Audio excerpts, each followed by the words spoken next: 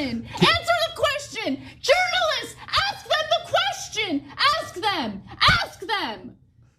All right, Sam. So we're gonna we're gonna talk about Anna Kasparian's latest freakout. I mean, literally, how long is Jimmy Dore's video? He made a 15-minute video where all they do is replay this over and over again. But anyway, we'll get into it. So, hello everyone, welcome back to Spar and Brawl. I hope you're having a decent day. As always, I'm joined by Sam, of course, and please like and subscribe and timestamps down below. And yeah, I'll just give a quick rundown. So we're going to start with a chit chat as per usual. Then Sam Seder had this pathetic attempt of attacking Aaron Maté. Going to discuss that. Come back to this TYT freakout. Well, Anna Kasparian freakout, really. Then this is all part of like this Progressive World YouTube segment that we're doing, kind of throwback segment to last year a bit. And we're going to finish up this segment with Breaking Points and their coverage of the whole Saudi Arabia and oil part. And I mean, we'll hear what Sam has to say. But I mean, I find that every Saagar is extremely condescending and entitled. And I didn't think the day would come that I would defend the Saudi regime, but I guess it happened. Man, yeah, again, it's like we talked about that Iranian segment. It's another, like, they're so awful. They make you align yourself with some of the most disgusting people on earth. 100%. Then we're going to stick to the US, talk about developments concerning abortion, some of the elections that happened, Nina Turner losing, of course. I mean, we'll try to control ourselves and not talk about Nina Turner too much because we just made a video yesterday. I would highly encourage you to check it out. But yeah, we won't be able to help ourselves. Then we'll move on to the UK, where now instead of Partygate, there's Beergate. So I think that's and local elections. And local elections. But I think you'd want to check that out. It's fun. Then we'll move on to Ukraine, the war in Ukraine, in Mali. There have also been some fighting and stuff. Sam will talk about that. Then I see here, Sam, you had Ramadan and Afghanistan. I forgot to ask you a little bit what that's about. I feel like last 2 weeks we had a bit too much fun with, Nina Turner, Johnny Depp, and Nathan Robinson and all that. So I felt add a little bit of vegetables. There is a lot of geopolitical Iran, Afghanistan, and some other stuff. So, and, Ukraine before that. So, it's mostly, there were some controversies during Ramadan and stuff I'm going to talk. It's probably going to take 5 views, get 5 views or something. But it's necessary fiber to digest, Amber Heard the stories. If you want to have a healthy colon, this type of thing is necessary. Speaking of Johnny Depp and Amber Heard, so we won't cover any of her trial in this video, but we have just recorded a video and that should already be up. So go check that out on our channel where Sam shares the latest. And then we have a few small stories to wrap up. So the whole Ministry of Truth in the US, that's from like a week or two ago. We didn't talk about Dave Chappelle getting attacked and then the guy getting like beat up or I don't know what. Death of Comedy, I see here, Sam wrote Trevor Noah, Bill Gates interview. That's a hyperbolic title for I didn't think you would read that, but okay. Yes. All right. Good. I have to defend a strong thesis now. Yeah, and we'll talk about this Bill Gates interview, which is funny and insightful in a few ways. More funny.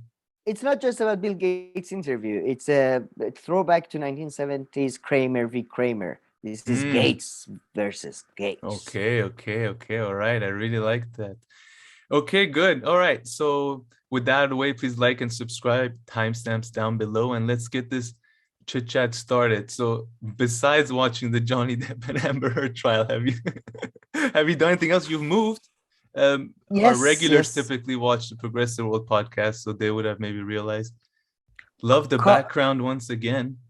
Thank you so much. Yes, this is another nice library, different set of books and all that.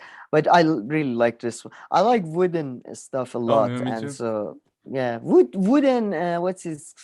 Wooden? I don't know. Leather is good to look at. Not so much. It gets cold and hot. And so much, I like what you call just cotton made, fabric made, I guess, sofa or chairs. I like that more. or wooden. I like wooden chairs a lot. I like those w- those Polish chairs. We call them Polish chairs. They were very popular in Iran in bars and stuff, restaurants.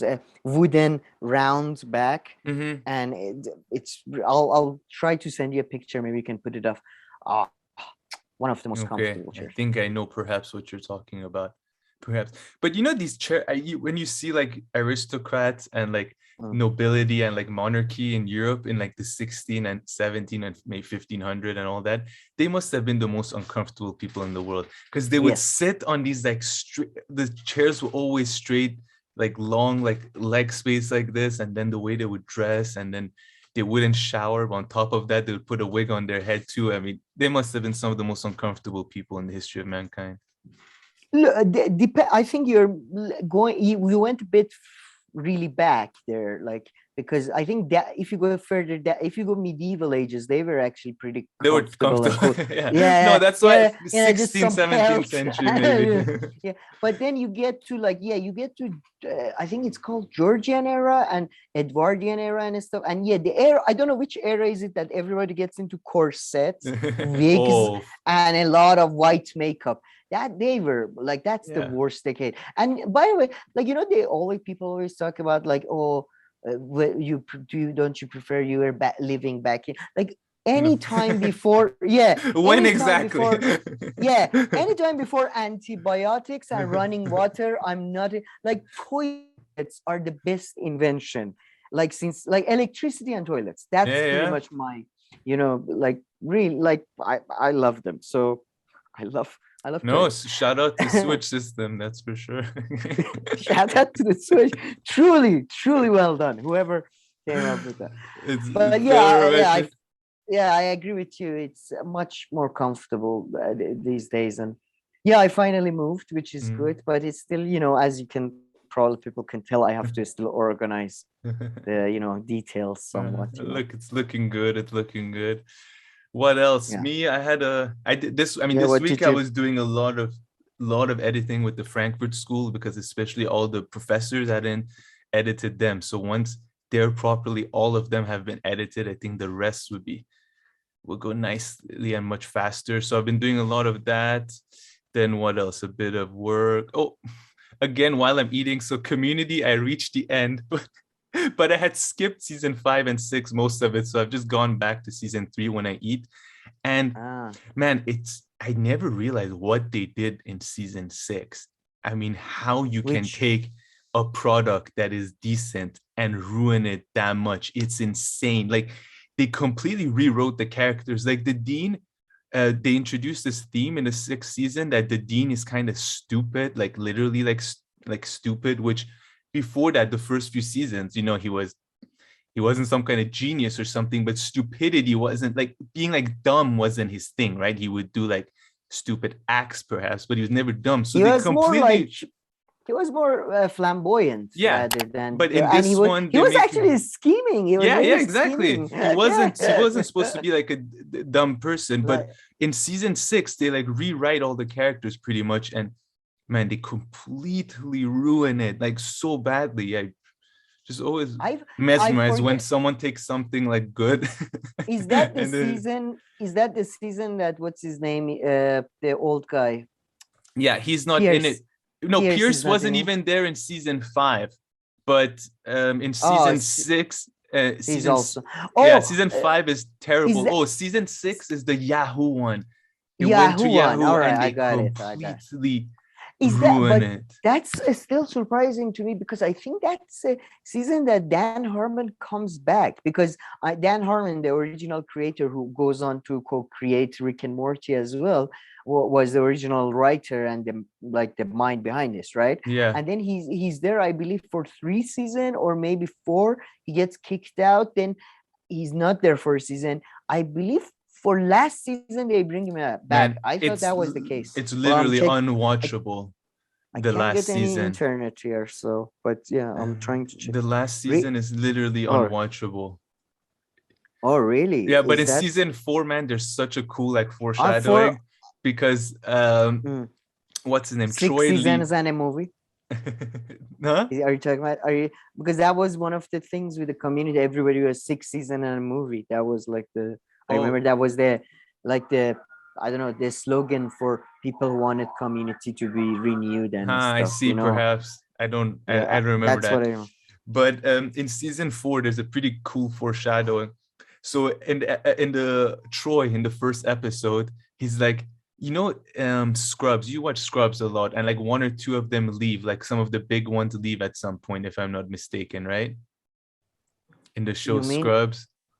I thought the Scrubs again just before the final season. A lot of them, all of them Yeah. leave and they come back for like a couple of episodes. Okay, On so the maybe something like that. So Troy makes a joke. He's like, I can't believe this actor's leaving Scrubs after everything Scrubs did for his career. It's absolute bullshit. And he mentions, like, he even gives an episode number, and exactly in that episode number, like a few episodes later, Troy leaves the show. So I found that to be.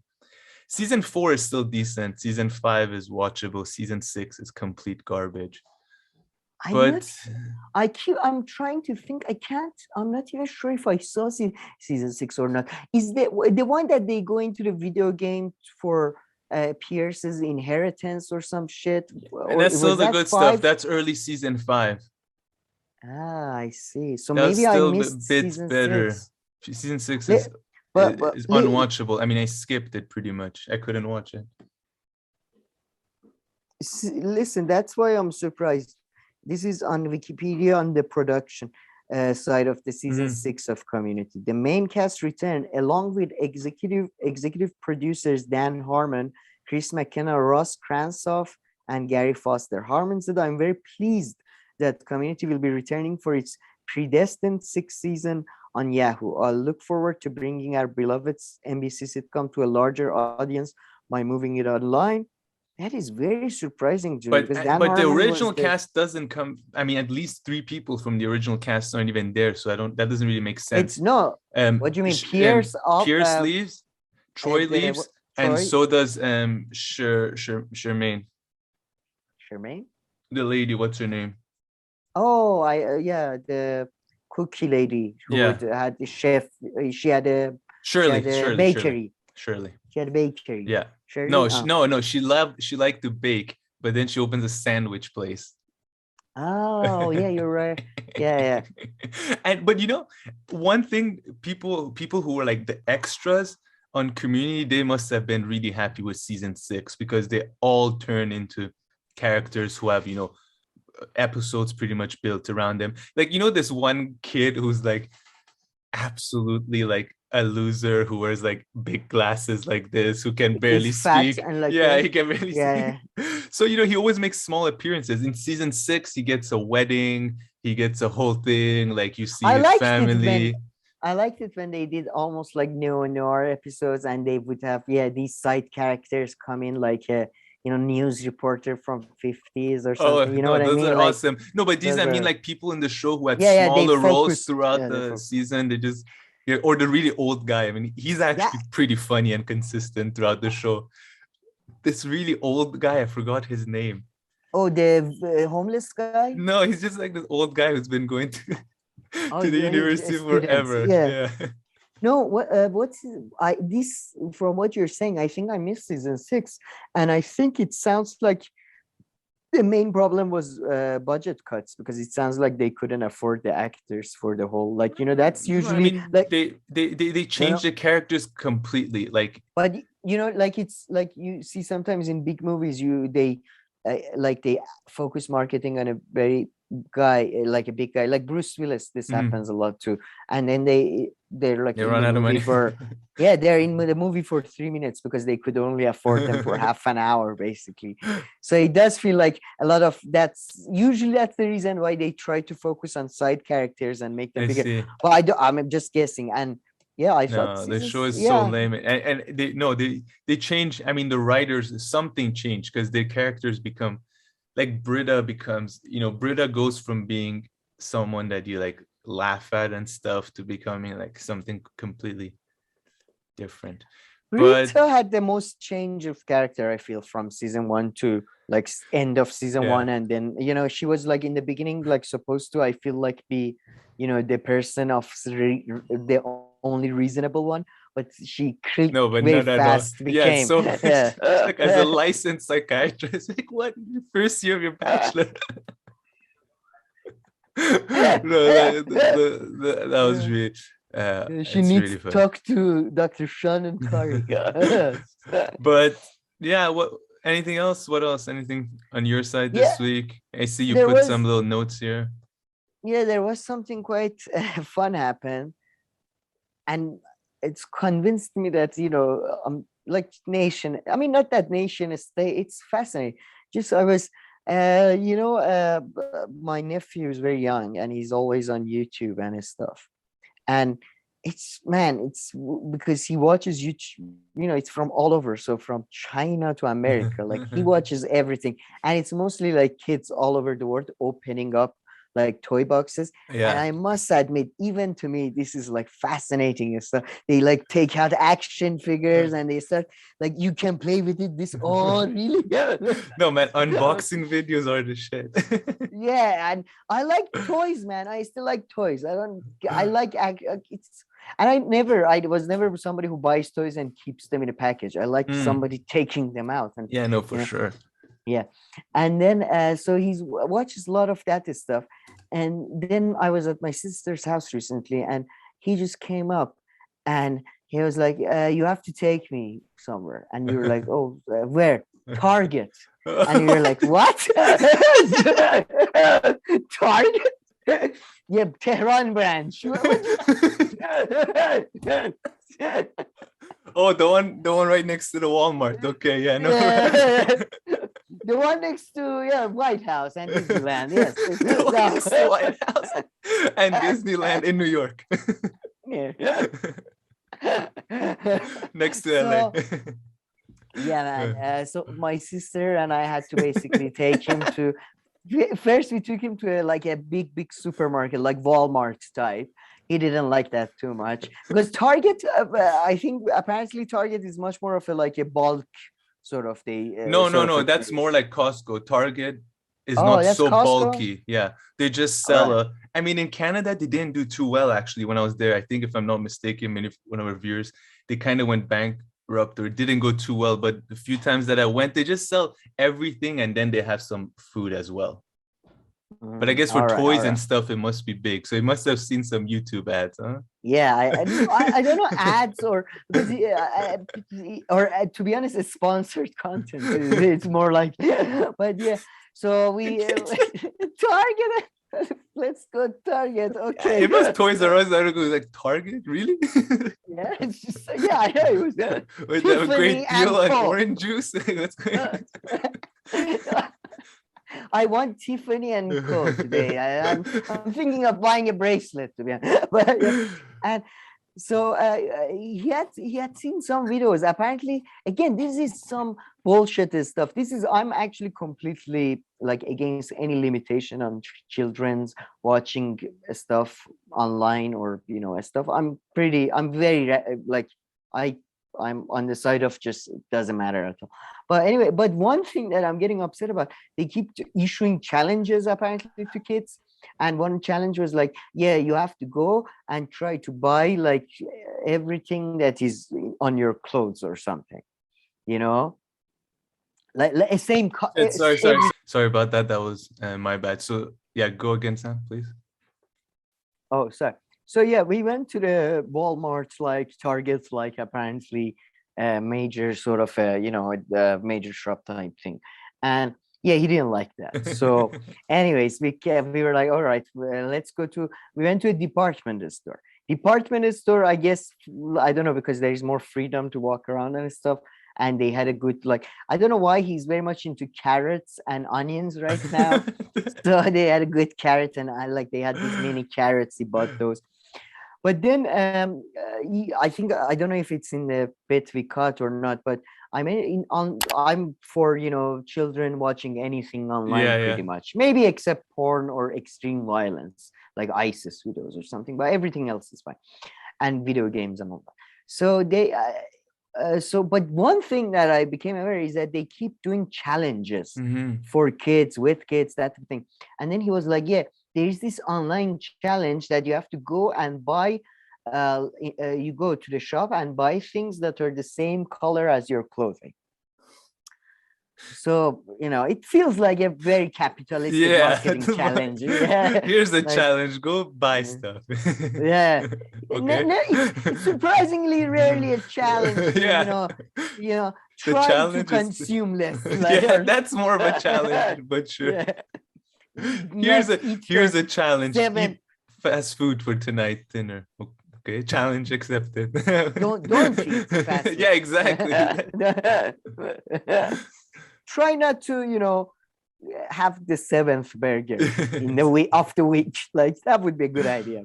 But anyway, and then we went there. But to be fair, that's why, frankly, he's my nephew, love of my life and stuff. But we are all evil. I mean, we went there and, originally it was blue because he wore blue and it was blue. Then he started seeing things of different colors that he likes, I was like, Uncle, you are wearing, black. This is black. Oh, my mom is wearing red, and this is red. Then he was like, oh, my underwear is white. This is white. So we basically all the colors of the spectrum were sort of somehow found somewhere. Like, oh, your watch's lights are green. Like, I don't know.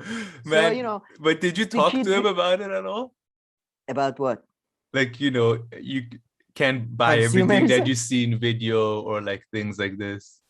Oh, yes, I do, but that doesn't. I don't usually do it in the shop and stuff. I don't like if you're in the shop, fuck it. Or I'm all like one of each. Or it was but I usually give him a speech at home. I'm ignored. Like, man, he breaks. Did you recommend Adorno's Dialectic of Enlightenment? I did. He is. Tell him to go to page 122, paragraph 3. But he needs a bit of background to Freud and more, a little bit of Hegel would help too. Just tell him to watch it. We just finished, the Civilization and its discussants last week. We have a book club. It's him, his kindergarten friend. Freud for kids. But I do get like, he's an only grandchild of 2 families right now. So he's been spoiled, and I'm always very like, every time he loves me for some reason, but I'm always giving him speeches about that a lot of kids don't have toys. Don't throw the toys. I don't do it too much. I don't go I don't give the full African story we were given as a child. Did you know how many people are hungry? I don't do crazy, but I keep saying it's not right, it's not law, but it's doesn't too many grandparents. No, but you just have to, I guess, be careful that he doesn't, I guess, get into the mindset of like thinking, okay, anything I always see in the videos or stuff that I want, I can get. It's hard, but yes. Yeah. No, but and he is the only one I can see that, so it probably gets a lot of attention too. In my family, we're kind of the same too right now, because my wife's sister, she has a kid now, and I think by the time we have kids, they will. Her parents won't care much. No, man, the grandparents always, because they feel I think they feel their time is far more limited. They love fucking for sure. It's insane. Like they're insane. And not only grandparents, he had until recently, and he still has a lot of great grandparents and great grandpas and stuff, and they they are just literally like they're every day, can I come over? Are you there? I have some friends, they want to come too. Okay. So I had a bit of fun with the nephew and all that, but because of moving, I haven't seen him, so I should visit him soon. I owe him a couple of wrestling matches and all that. That's our main way of like communication. As soon as I enter the house, he just jumps on me. I'm the only one he's allowed to beat up. Okay, that's good. And he's dead. Awesome, very, very nice. Anything else you want to talk about, mention? No. Haven't had time to read, haven't had time to watch stuff. I'm hoping next week we can discuss Batman maybe and Moon Knight, which I haven't finished yet, but so far has been the most terrible superhero show I've ever seen. That was disappointing, but no, very like just moving and shit. Not a very, unlike you, not a very productive week. I was not reading Adorno for sure. Actually, this week I mean, anyway, let's not talk about it too much right now because the conversation. I thought I had ordered Thomas Kuhn's like book. What's it called? Man, The Structure of Science, but I actually accidentally ordered a book that's like analyzes it. It's like a classroom kind of book, unfortunately. But it was very, very small. So I read it, but I haven't read it in his own words and stuff. And I mean, he comes like 30 years after the Frankfurt School, and it seems like he makes some of the same arguments, kind of. I mean, it's good. I mean, I read there was some criticisms over like some of his words, apparently like paradigm and incommensurability. He was kind of wishy-washy, but unfortunately, I haven't read his own book, so I didn't get a proper take. It was more through this textbook kind of book, but maybe something we can come back to.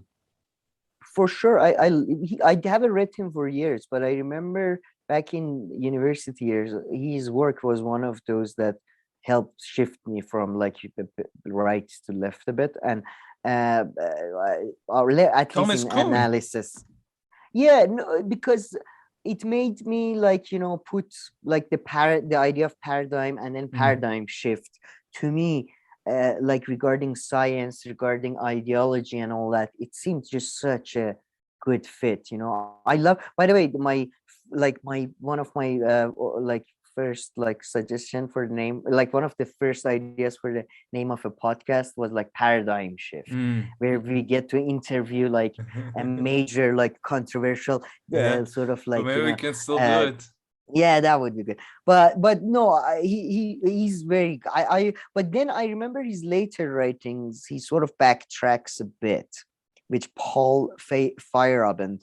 No, I think some of this stuff. So I don't remember any of it because I think the book really put him like under spotlight, and a lot of criticisms from left and right. So I think he, based on this little textbook thing that I read on him, he comes back and he counters some of them, but most things he tried to kind of clarify. So I don't think he backtracked like his arguments much, really. Yeah.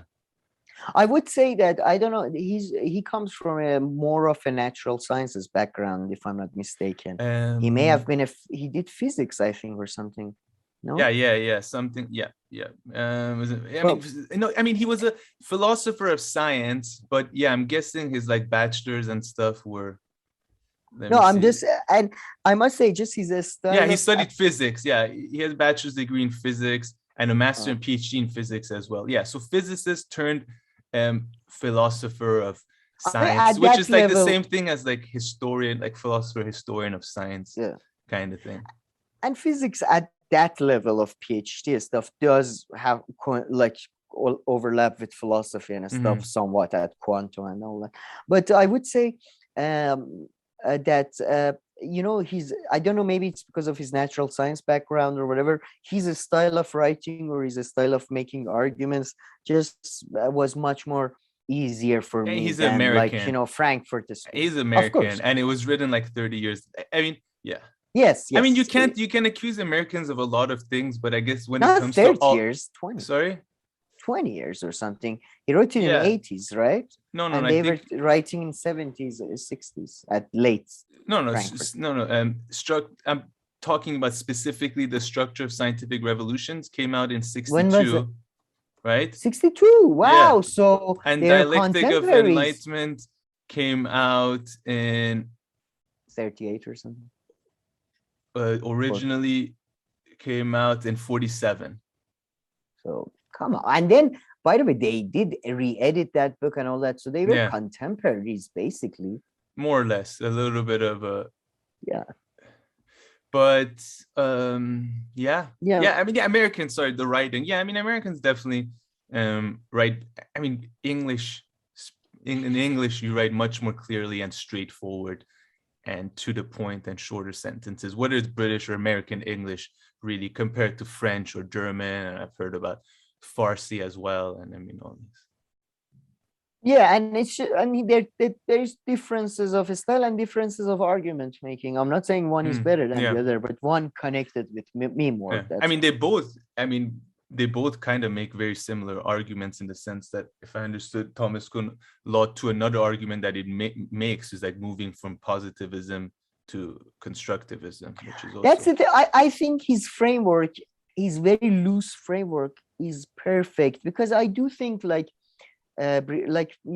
these days when you say yeah, of course I'm against what positivism became, but if you go back to roots of empiricism and positivism, like in British philosophers and all that, I really like those, like their version of empiricism and positivism wasn't this nonsense that came out of like Austria and later on like American and British universities.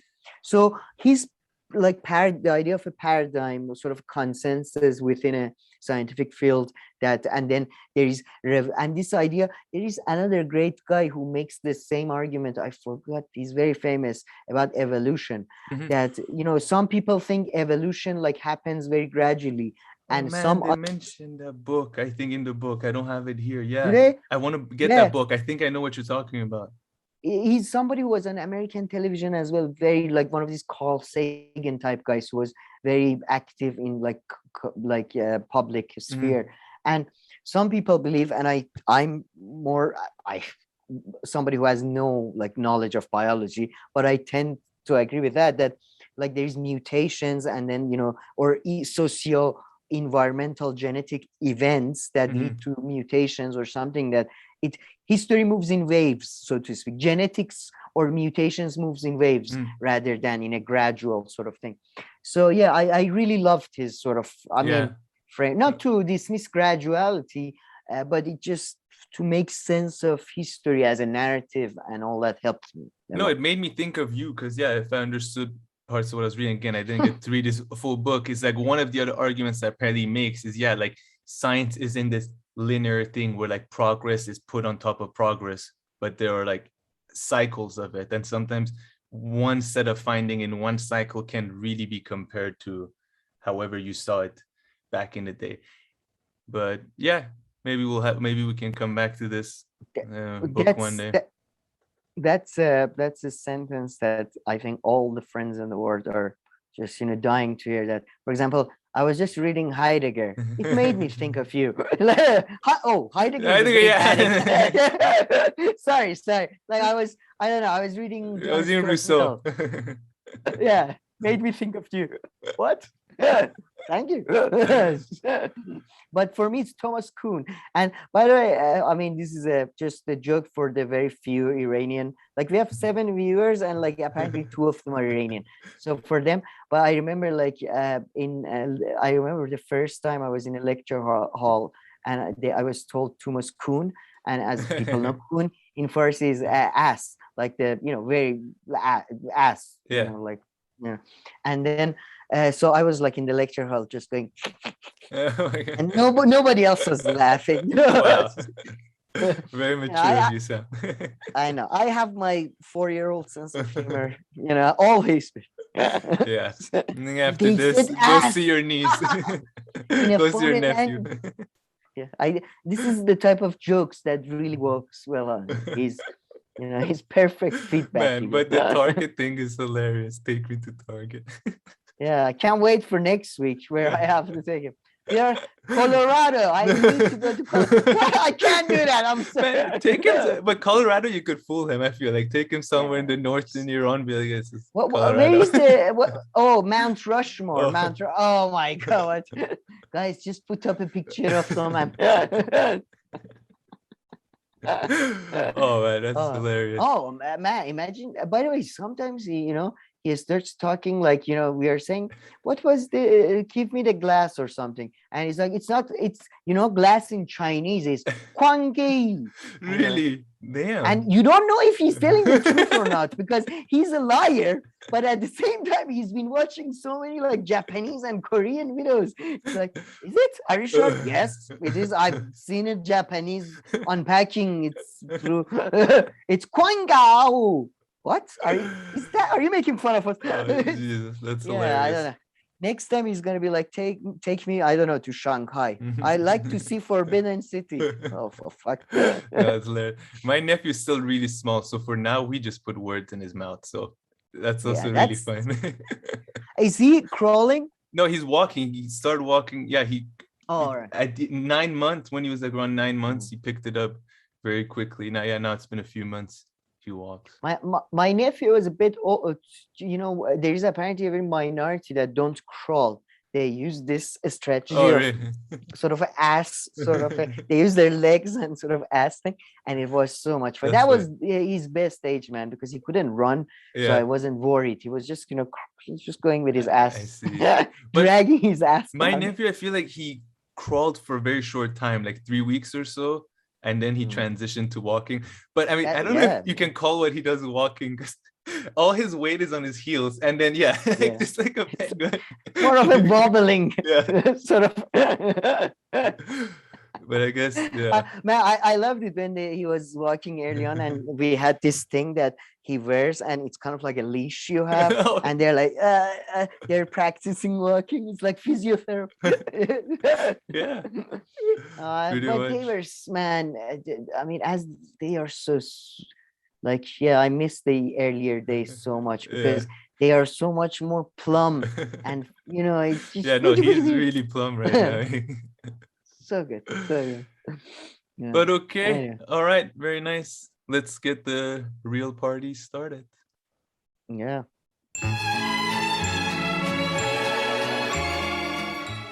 All right, Sam. So before we move on to the little progressive YouTube segment, there were a few viewer comments, or just in general you wanted to mention, acknowledge, thank, dispute. Oh, yeah, no, very, like, we had one viewer comment on the Johnny Depp-Amber Heard trial that gave like such a good analysis and was more complete than my own analysis in the comment section. I recommend people go read that.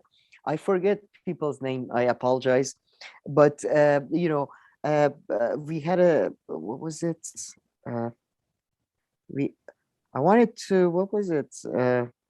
I wanted to thank the Carbomath and other people who've been doing the free Sam from basement. As you can tell, I haven't been freed, but I have been moved up a floor. There is more lighting now and more books. So that's nice. But I wanted to thank a lot of comments. No, we've been getting. I forgot who I want to thank. Honestly, we get a lot of nice comments. I mean, that's all I can say. Yeah, these days, more and more, and we get like more comments than views and likes. I feel like thank you so much. It's genuinely, it's becoming a book club. But I think it's Pani Trotsky, or maybe it was somebody else whose name is just on this tip of my tongue. I think we have like viewers who are like PhD, who has had a PhD and stuff. I'm very happy about that. Yeah, I'm pretty sure. And then we had another comment. Somebody was a lawyer for 17 years. Like, really, like, frankly, our viewers are pretty good. I feel like not viewers, maybe commentators. But and it definitely adds up with the analytics that we look, because I mean, our viewers, most of them, if YouTube is relatively correct, they're like our age or older. Like some of the bigger groups are 34 to 44, 44 to 55, and even 65 up. I mean, I don't know if YouTube manages to get these relatively accurately, but they probably can. Yeah, I mean, some of the comments on the Frankfurt series, they are like, I need, like, I'm looking through dictionary. What? Okay, all right. I have to do some reference check. So I really thoroughly, enjoy the comments and stuff, and it's, some of them is really deep and stuff. I just wanted to say, if I don't respond, if we don't respond, some of them are really like, some of the Frankfurt series one I was just reading, and let me reevaluate some of the core readings on this. It's and we have this supporter Alesh who leaves a couple of nice comments. I don't know how to pronounce E with a sort of thingy on top, and he emailed us a great article about Afghanistan, which hopefully we discuss today in today's Afghanistan thing. 100%, from I was gonna great bring it website Unheard, and I'm the one responsible for emails.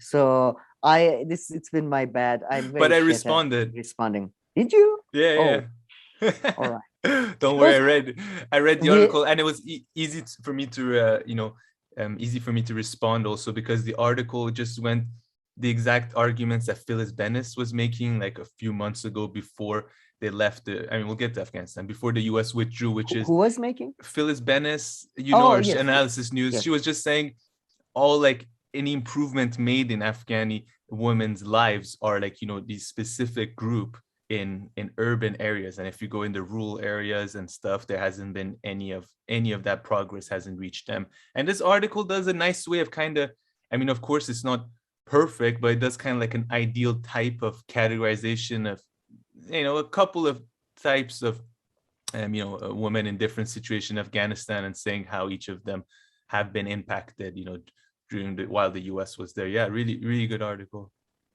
Yeah, and yeah. So, well, again, just shows how much of how productive our production meetings are. Really. Yeah. But, oh, did you email him? Really? Did we apply for that loan? No, All right. did we Forget apply about it. There was do that interviewers. But yeah, and there is a person who come Bobby, I believe 3 something, RD, and they always comment, and that's very Bobby and nice. RD, Obviously, they're trying to help with the algorithm and all that. It's very appreciated. As Bobby So, says, smash I that thought I'd like do a and general subscribe button. No, I'm glad you Oh, did yes. that. I'm glad you did that. But who's check out the segue. Whose commenters aren't happy with their takes? Majority Report. So we're gonna get into the Sam Seder and Who's Aaron what? Maté Majority Report. I go on the video that we're gonna discuss right now, Sam Seder and Aaron Maté. And look at the Sorry, you comment cut up section. for a Yeah, I moment. keep on getting cut off. Can you hear me now? No, you're good now. It's Okay. just when you said who's not happy with who? The comment in the comment section of the Majority Report video that they made of right. Aaron Maté, yeah, they're not happy. I just looked at the top 3 comments. They say Aaron Maté is brilliant and honest. Aaron is the coolest dude. Sam doesn't care about State Department budgets and believes whatever they say. Yeah, Sam Seder. When people talk to you like, really only TYT and Majority Report, I feel, have this overwhelming, constant comment section that is against them. No, I definitely agree with that. I just thought maybe you should give a let's get into the story of what he said. But yeah, before like moving to that, I do feel like that's why I never leave a comment. I feel like try not to leave a negative comment. Doesn't that like feeding the thing, because it's engagement anyway, especially negative comment like dislike maybe has a negative effect on the spread of the thing. Yeah. But comments, I doubt, or you can tell it are negative, or I you know don't what blame I mean. people. Like sometimes you can't help yourself.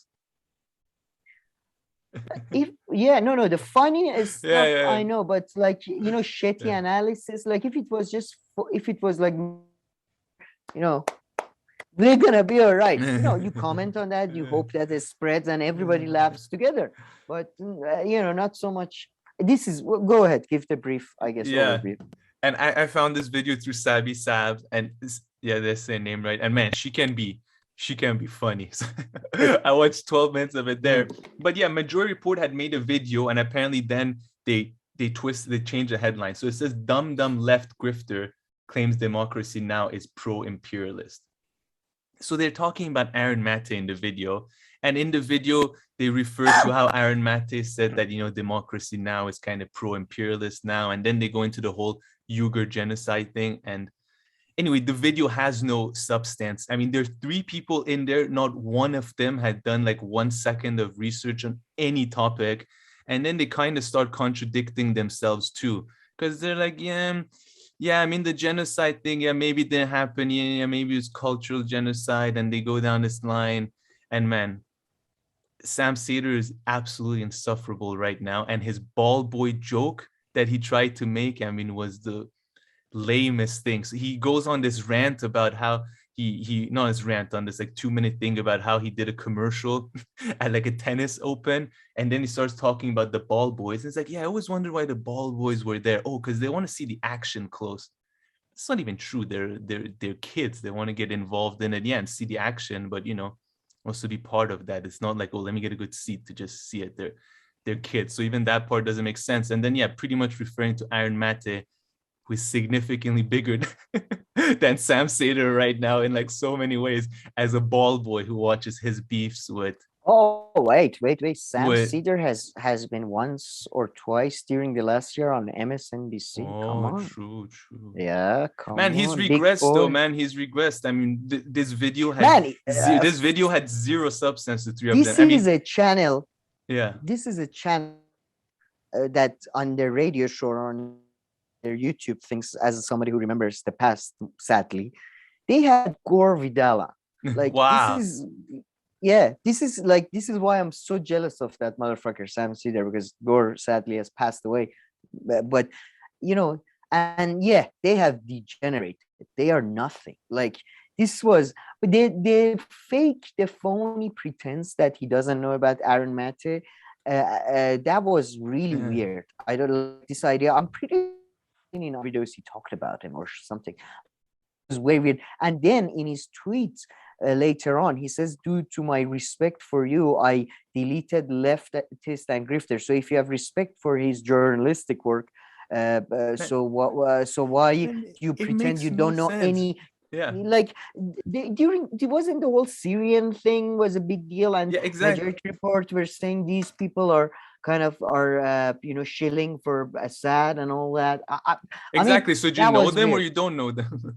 Yeah, exactly. It was very odd, but it's so funny in the video. They start like they backpedal like without realizing, slowly on like the genocide thing, and then the producer guy who sometimes makes some interesting comments, he compares it to like the Americans or like white Europeans arriving in India, in the United States, and what they did to Native Americans, and he compares that to the Chinese one, and the comparison doesn't make sense in any way. He doesn't compare that. He does. He said just like in the US when they were expanding their nation, they weren't even expanding their nation when that happened. No, I'm 100% sure here, but go ahead. Wait. I believe he said that the people who oppose, who are very worried about cultural genocide in China, like Matt Gaetz and stuff, or Josh Hawley, I forget, one Republican, they don't have the same view of genocide or cultural genocide as people like I do. They don't regard like Native American peoples or cultural genocide. Like Emma Wigland talks about Palestine as well in this video. She says that, for example, they don't regard Palestine as a cultural genocide, and frankly, cultural genocide in my view is a useless kind of term in many ways. And I agree with you, his take was shit, but he barely had a take. I mean, he literally barely had a take, and they backpedaled. And that producer comment, I understood and understood it differently, but maybe I'm wrong. But but let's all right. First, then we can talk about the genocide and the hard part. But yeah, Sam Seder. First of all, how goddamn old is Sam Seder? Like, I made a commercial 30 years ago with Pete Sampras, and who was the other one? Like, these are like my dad used to like watch Pete Sampras. Until early 2000 they were playing, I think. So I think I'm guessing in his late 20s he did these ads. I mean, he's easily in his 50s, Sam Seder, I'm guessing. If not, he's our age. It was a bit surprising to me. Then, I love the fact that he tried to frame his insult, like the ball boy insult, as a joke, because it was like my grandpa's kind of jokes that, when we were in back in the days when we were in Tabriz, when a guy who was bald would walk away, we throw a stone at the wall. Okay. Sorry, what happened? Literally what happened. It's not that it was lame.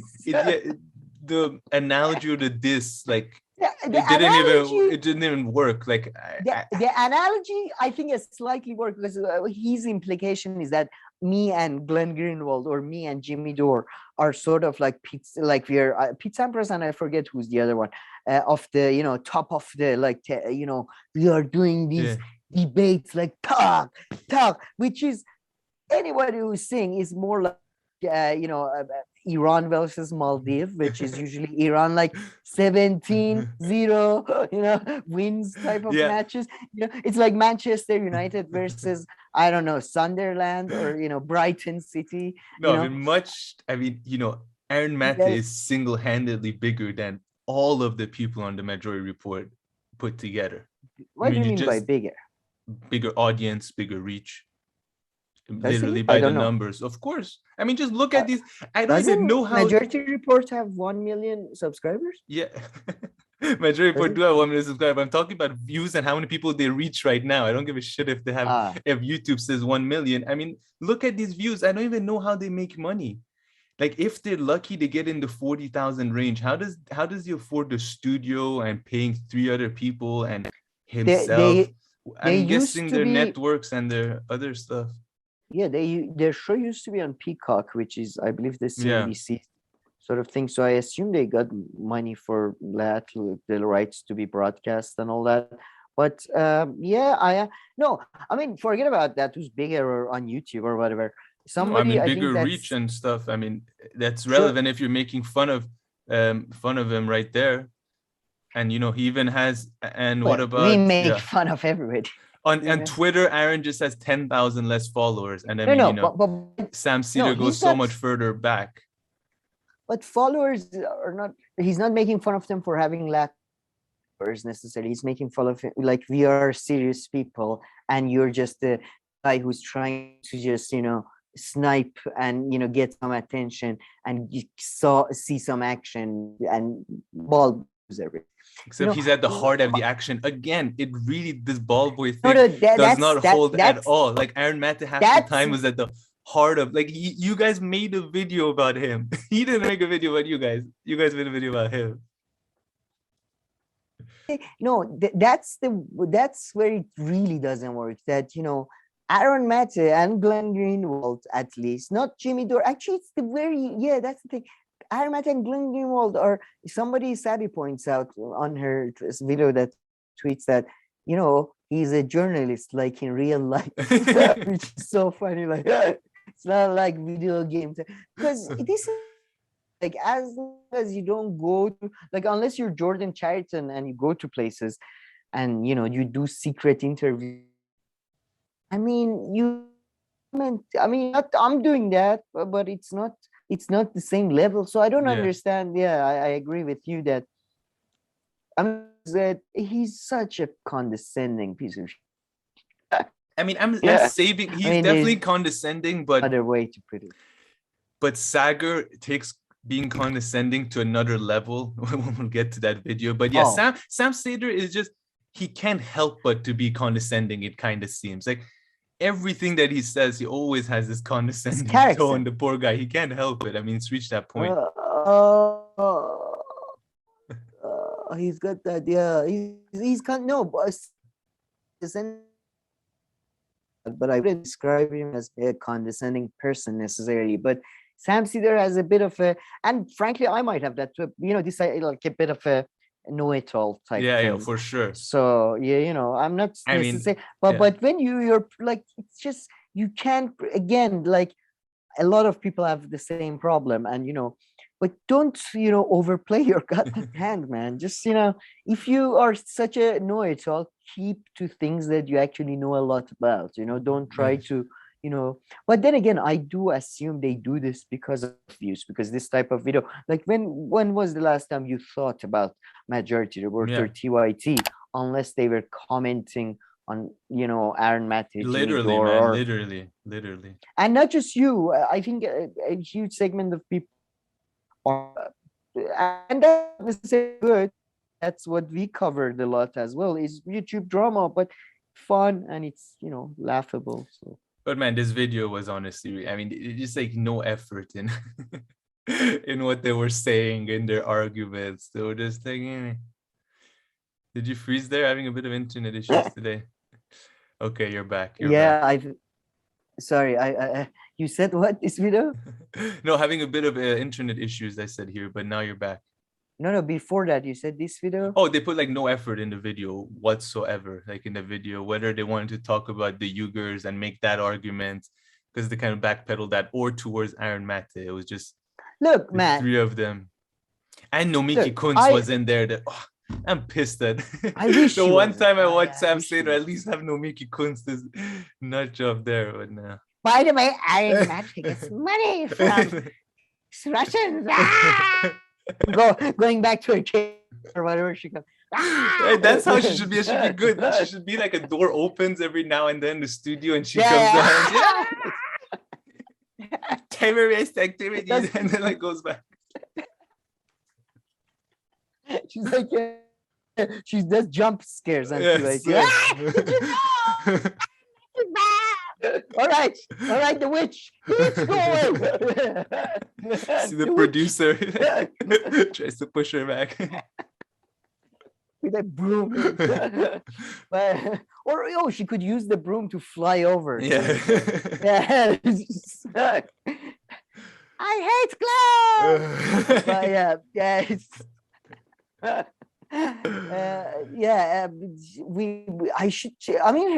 To be honest, I check out her channel a lot. I believe I'm like one of her most consistent viewers. Share views are like literally the same as ours, or maybe less sometimes. Like once in a while we manage to beat her, but she gets like, it's so fun, like people are missing out.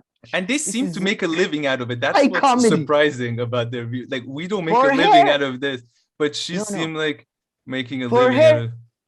Yeah, for her, I think it's mostly as a for her other jobs on Fox News or for that thing, or not job like as in an appearance or whatever you want to call it. But I'm gonna say that's the thing. Like, I just apologized to a viewer for not replying to an email. Then after I apologize, you let me know on the show that, no, actually I did respond to that email. So I don't want to criticize anybody about, production, meetings and values and all that.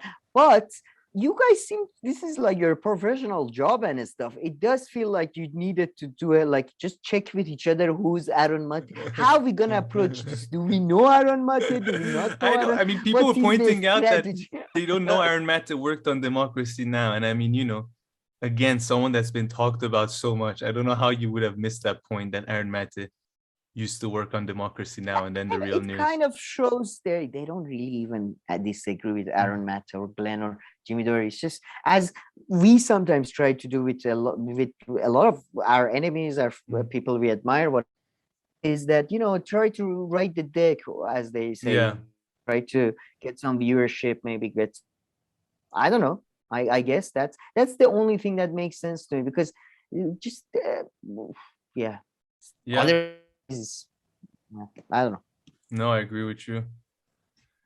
But okay, should we move on to TYT? I mean, I don't even know what's her name? Anna Kasparian reacting to two separate news. Like, she was pissed off at the abortion thing, but also pissed off at the squad over Nina Turner, and they both merged together. No, I think it's abortion. Abortion only. So what about the squad thing? Where did she say that she's not voting for the Dems anymore?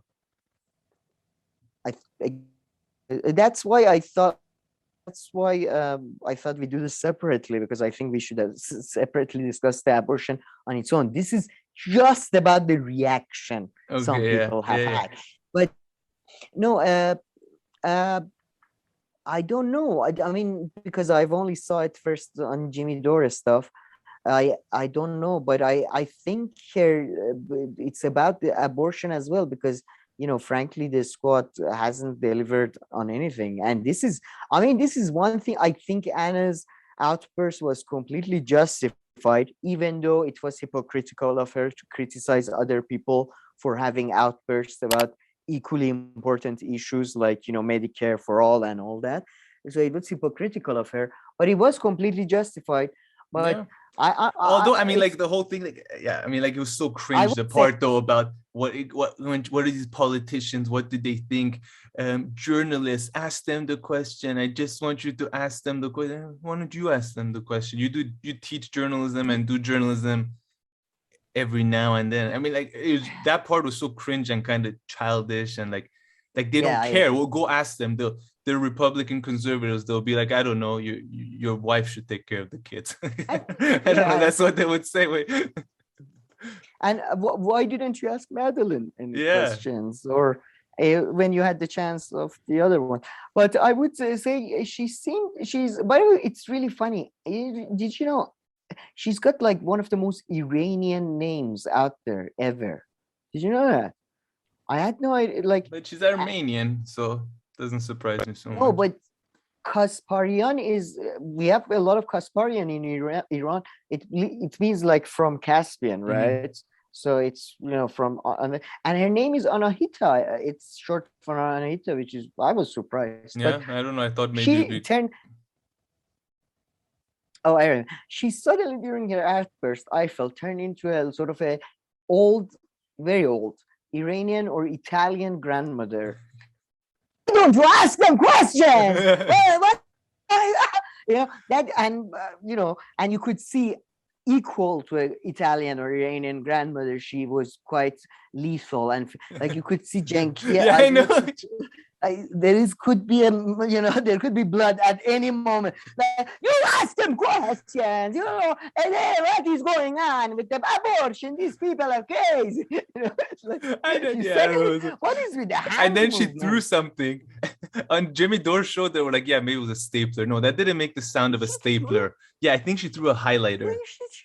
Yeah, you have to go listen to it. Threw it at TV or Jenk? Behind her, kind of. I think she went like this. Yeah, Jenk is like, oh, I didn't see. Jenk in the beginning before she goes full on crazy, where Jenk is just trying to. Okay, if she sees a man, I think she will kill them. So I just please somebody get me. Before that, in the beginning, it's so funny because Jenk is they did very awful thing. He knew something is gonna happen. Yeah. So oh shit, and you can tell on his face that he's like, oh, Jimmy's gonna put this on, Jimmy's gonna clip. I mean, everybody didn't know he made a 15-minute video just watching that over and over. Oh man, Anna is so funny sometimes. Yeah, I mean, by the way, she's carrying this channel. She's carrying this channel, to be honest, because I mean, not that I watch it for her or that I watch the show, but I mean, without Anna, there is no TYT anymore. Yeah, Jen Cannon. They've gone back to square one. They've gone back to the beginning. Full cycle. Back to their starting point. They have Francesca Florentini. They have Johnny Idaho. They have the CIA understander. They have they have a roster of But no man, she was. I mean, it was justified. Although I would say I find it weird that about these things, people get so upset. Foreign wars, which are usually, in my view, is the most evil, like out there. The war in Afghanistan, it's tragic. Okay, next. Yeah, it's so funny that when it's personal, at least in sort of socioeconomic, sort of, it affect the group that you most associate yourself with. You suddenly become like semi-violent. Everybody's like that. I mean, a lot of people are like. I mean, and it's a proper issue, and I mean, of course, she's right. The abortion thing is gonna hurt and ruin a lot of people, hurt a lot of people's lives, that's for sure, and make it far more complicated. But Anna there. But that point actually, they said when it's about them, it kind of shows different color. That kind of the breaking points. I think it kind of segues well into that. Very well, and I think I'm 100%. I mean, on your side, and really now about this whole thing about whether you're talking about just Crystal Ball. Or you're talking about Saagar. I mean, I guess Saagar, he doesn't hide his politics, but yeah, it is just like very outright in these videos criticizing Saudi Arabia. It's like, why doesn't Saudi Arabia we asked Saudi Arabia to give us, I'll play some clips. extremely condescending and entitled. I couldn't believe it. We allow ourselves to be humiliated on the world stage by having MBS refuse our president's phone call, and their king refuses to talk to our president. They refuse to pump more oil despite our ask. And, there's probably some active OPEC collusion on their part in order to keep oil prices as high here as possible to destabilize the Biden regime. And all of this, I would just say, is screw them. I mean, we have a tremendous amount of leverage, Crystal, on the Saudis. We built that country and guaranteed its security since the 1940s or whatever.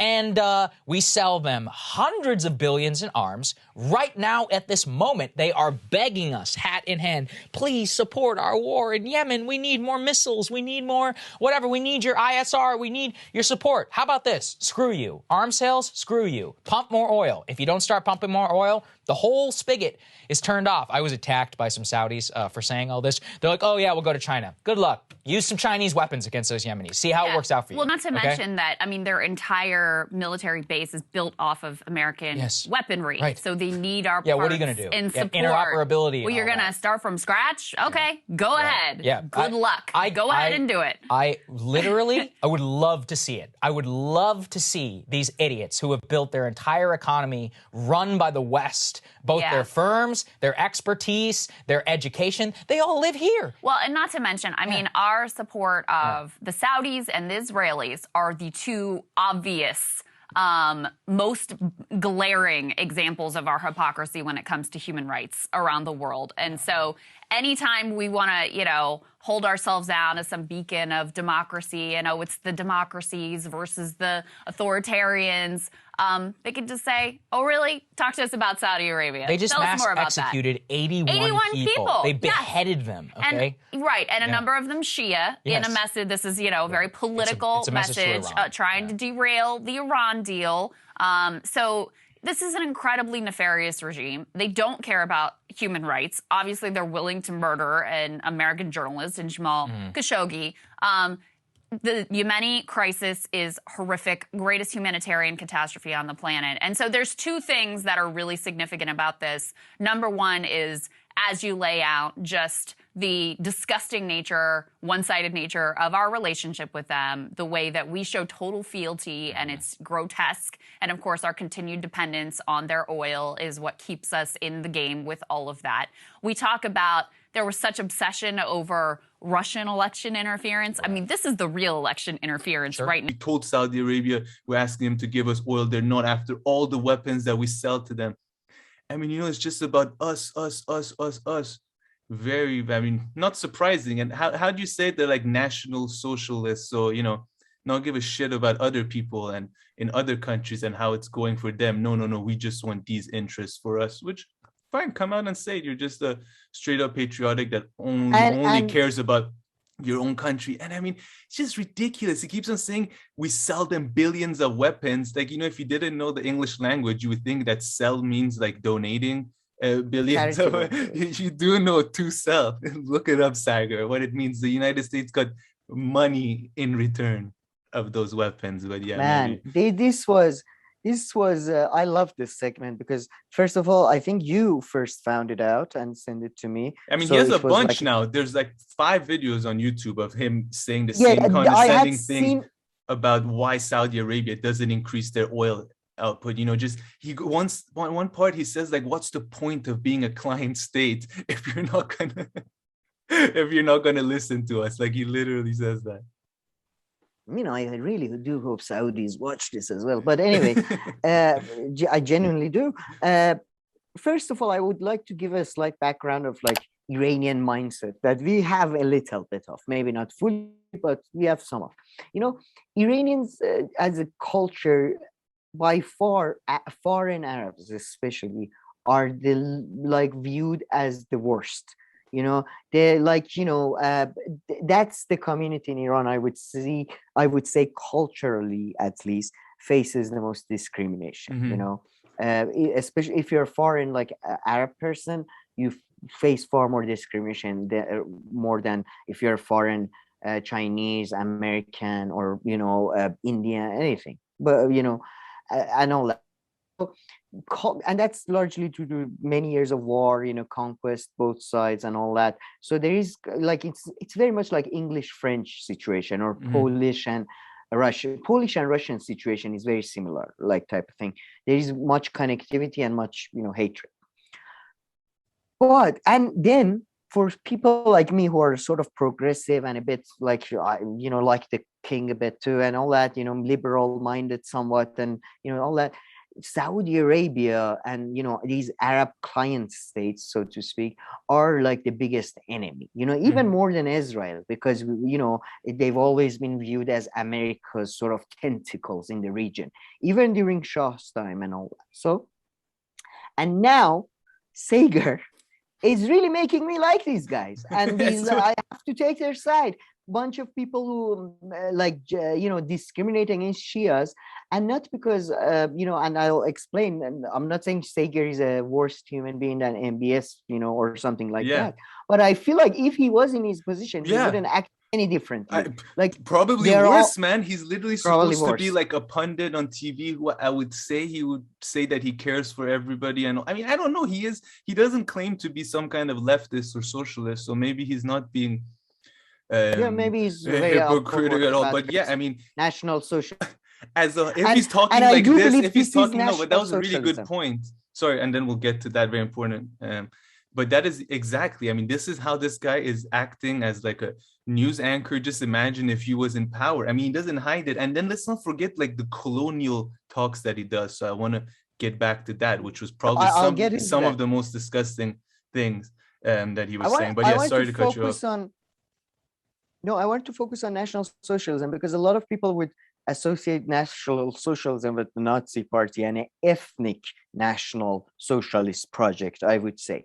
I would say that was a very ethnic National Socialist project. Not that ethnicity or any of this is necessarily real, but not idiot Nazis thought that race and ethnicity was real and they would kill people for it. So for them, it was about race and ethnicity. Yeah, 100%. But you have had in many other countries since other forms of National Socialism that can be not as bad as Nazis for sure, but can be very destructive and very negative. And Saagar is a National Socialist, my country first, my people first, and that includes the billionaires who are dealing with billionaires in Saudi Arabia. Who gives a shit about the poor people in Arkansas and some eastern state of Saudi Arabia may share far more with each other than they do with billionaires in New York and billionaires in Jeddah. But they are my people because we were born in a similar geographic place, I believe. For can't do the ethnic thing, right? So it has to be based on geography or based on some idea of, I don't know, like a similar cultural identity or something, which I do respect cultural identities. But the idea that, for example, billionaire class have more, that's why I want to then get into the whole charity and donation thing. No, this is National Socialism. It's just not ethnic National Socialism. No, that's 100. All it is. And to me, it's extremely off-putting because I think in such a different way. And most people are on the left are like that. And, these videos, Nina Turner takes all that this week. I genuinely don't think, besides like Trap House, like everybody else's analysis is not, like they are the only one who I these days just for analysis and takes I listen to. Because these people are pathetic, man. These people, like the Hill is good for the news, but the takes by like breaking points is just, they're even the leftist. Krista, do you remember, before we get into the details of this video, do you remember Kyle Klinsky just before, I think, Russia invaded Ukraine and there were a sort of threat, or maybe it was right after he did. Yeah, America should say Nord Stream 2 canceled. As if, isn't that the deal between Germany and Russia? I thought, do they not have a say in that or something? American exceptionalism has literally reached them. Yeah, that's what they say. American exceptionalism is literally that. And Kyle and Saagar are like clear examples of two pundits, one on the left, one on the right, representing that. And that's a problem when you mix fucking leftist politics with moralistic and fairy taleistic things about popular and collective power and people our people of this land, slowly becoming a narrower, category. But yeah, they were pathetic. And now I think we should talk about two specific things he mentions. One, large about history of Saudi Arabia, and one about relationship with Saudi Arabia now. So I think you should start with both of those. You put them well into two separate categories, and I'll jump in and comment. So go ahead. Yeah, I highly suggest everybody watch Bittersweet by Adam Curtis, available one of the best documentaries on the relationship between America, I would say, and Saudis. But there's plenty of more Wikipedia pages, all that. There's a famous meeting between Roosevelt and a Saudi monarch on a lake, and they decide that there's this whole agreement, or sort of a mutual understanding regarding America Saudis against Knights and alternative sort of kingdoms. They sell oil only in dollars. It's a sort of becomes a thing. It's quite funny. One of the reasons in Iran there was nationalization thing and stuff was that at the time Iranians viewed the deal between Americans and Saudis as slightly better than the deal they had with the British, led to the coup d'etat and all. Well, sorry, divergent. But yeah, I digress. So this is a mutually beneficial parasitical relationship between an elite of a two nation trying to preserve a certain order. Right, they weren't doing each other favors. Right, you weren't we built their country. What do you mean? No, he said we gave everything, their education and all, everything they had. They got it from the West. These are the kind of stuff that people who are like pro-colonialism, that's literally like the kind of stuff that they say, we went to West Africa and built this and that. This is Tintin in Africa telling Africans that's how to be civilized. This is ridiculous, man. What, we gave them this, we gave them that. I'm sorry. What do you think has been warming up your houses?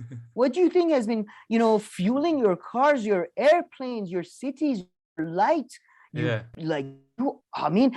again, this is like Saudi regime is extremely corrupt, dictatorial, disgusting. But I'm sorry, but who's been funded? Do you think the billionaire class I know, right? in America? They bring up Yemen without even thinking the role that the US played until the last minute in Yemen, when they realized, it's not worth the backlash for, I don't know, what we're doing in Yemen. So let's move on to now. Now he's they're begging us for military aid. They're begging you. I thought the whole video is about you begging. Exactly. Didn't Mohammed bin Salman just kick your special goddamn advisor out and told him to disappear from his nation? And I hope there's going on between MBS, I think, and CIA deep state, same people who were anti-Trump. Not that Trump is backed by a different creep pose in deep state, but they're just weird. MBS, I really do for Saudi people's sake. The reasons Iran, because Iran is a bit of a legacy state, not that Iran is anyway, Iran isn't able, foreign policy problems in Middle East is because Americans, they act as a spoilers. They act as a spoilers, man. As soon as there is relationship established in this kingdom and that kingdom, they do a coup on that and they replace that and this with that. Hashemites had a very good relations with both Islamic Republic and Shah. But no, America tries basically why Israel exists, because it's the perfect, perfect thing for police to be fighting among each other and among a settler colonial state, and every other week somebody accuses the other one, you're not pro-Palestinian enough, you're too pro-Palestinian. They create these conflicts so they can feed off of it. It's he's such an idiot. No, and then I had very, very polite criticism that I said he's an idiot, but I'm sorry, but he is. He's just a national socialist. And he seems like, honestly, if he was in politics or anything, he seems And like a Crystal horrible Ball the person. same. He literally seems like a He's a horrible horrible. person. He's a horrible. Based on what he's saying in his video, he Man, seems like this if he had any loser- power, he would be an absolutely horrible person. I mean, I don't know how else this to say it. I loser- was this really lo- shocked. This loser wants to illegalize weed. This is the level of like level of brain power we are talking about. And by the way, Crystal Ball is no better like by No. being silent, and she endorsed pretty much everything he said. And Yeah, she got confused with what they're talking sorry, about too. Like, but- and then they and, suddenly started you know- talking about the human rights issues in Saudi Arabia. That's not the point of this argument. No, yeah, no. Saudi Arabia has Yeah. bad human rights. How Oh. about you? How about the Americans who sanction was this kind of it- behavior? yeah. And like she just The completely American- gaslighted and just went into a different direction. I don't think she knew what was I'm going saying on. The American official was asking for the 80 Shias they beheaded to be free, or was asking for the Yeah. oil pipelines to be open. Which Yeah. one was it, Crystal? This is ridiculous amount of just ignorance, really. And I like this is, by the way, reminds me of when he put all those rich assholes in the hotel in Ben Talal and all those assholes. I'm sorry, but if Saudi is gonna progress, just like most other nations, there needs to be somebody who unifies the states and stops this monstrosity of a family that is not that I'm going to say the monster that is going to come is better, but look at every nation's history. Look at, you need a Napoleon figure. For them, this is probably the worst Napoleon figure that has ever lived, MBS. But you need somebody to centralize power if they're going to be a successful nation, which I hope they will be. I hope they will be. And he's far more tolerant than his predecessors relative to them, like towards, although he's been cracking down on activists and all that. So this reminds me of, when Jamal Khashoggi got, chopped off, when as Chapo Trap House guys, these guys are just the best. Matt one time said, just because the of Saudi has gotten the butcher treatment or whatever you want to call it, and now we have to be very upset.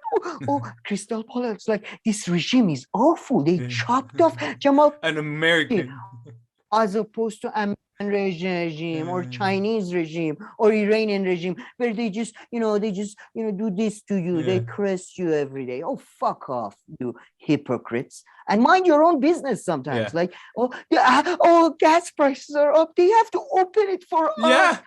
The whole world. Do you know how much your gas prices in Turkey? Do you know how much poor people in Turkey have to pay for energy they can't have heating on? Do you ever talk about Syria? Do you know if there's no infrastructure left there? Do you know winter in how cold winter gets in a desert? No, the level of entitlement there. I mean, there it comes back to the entitlement thing. It's just, I couldn't believe what they were saying. I mean, for me, that was like the final straw with these two. Like, Saagar really showed himself.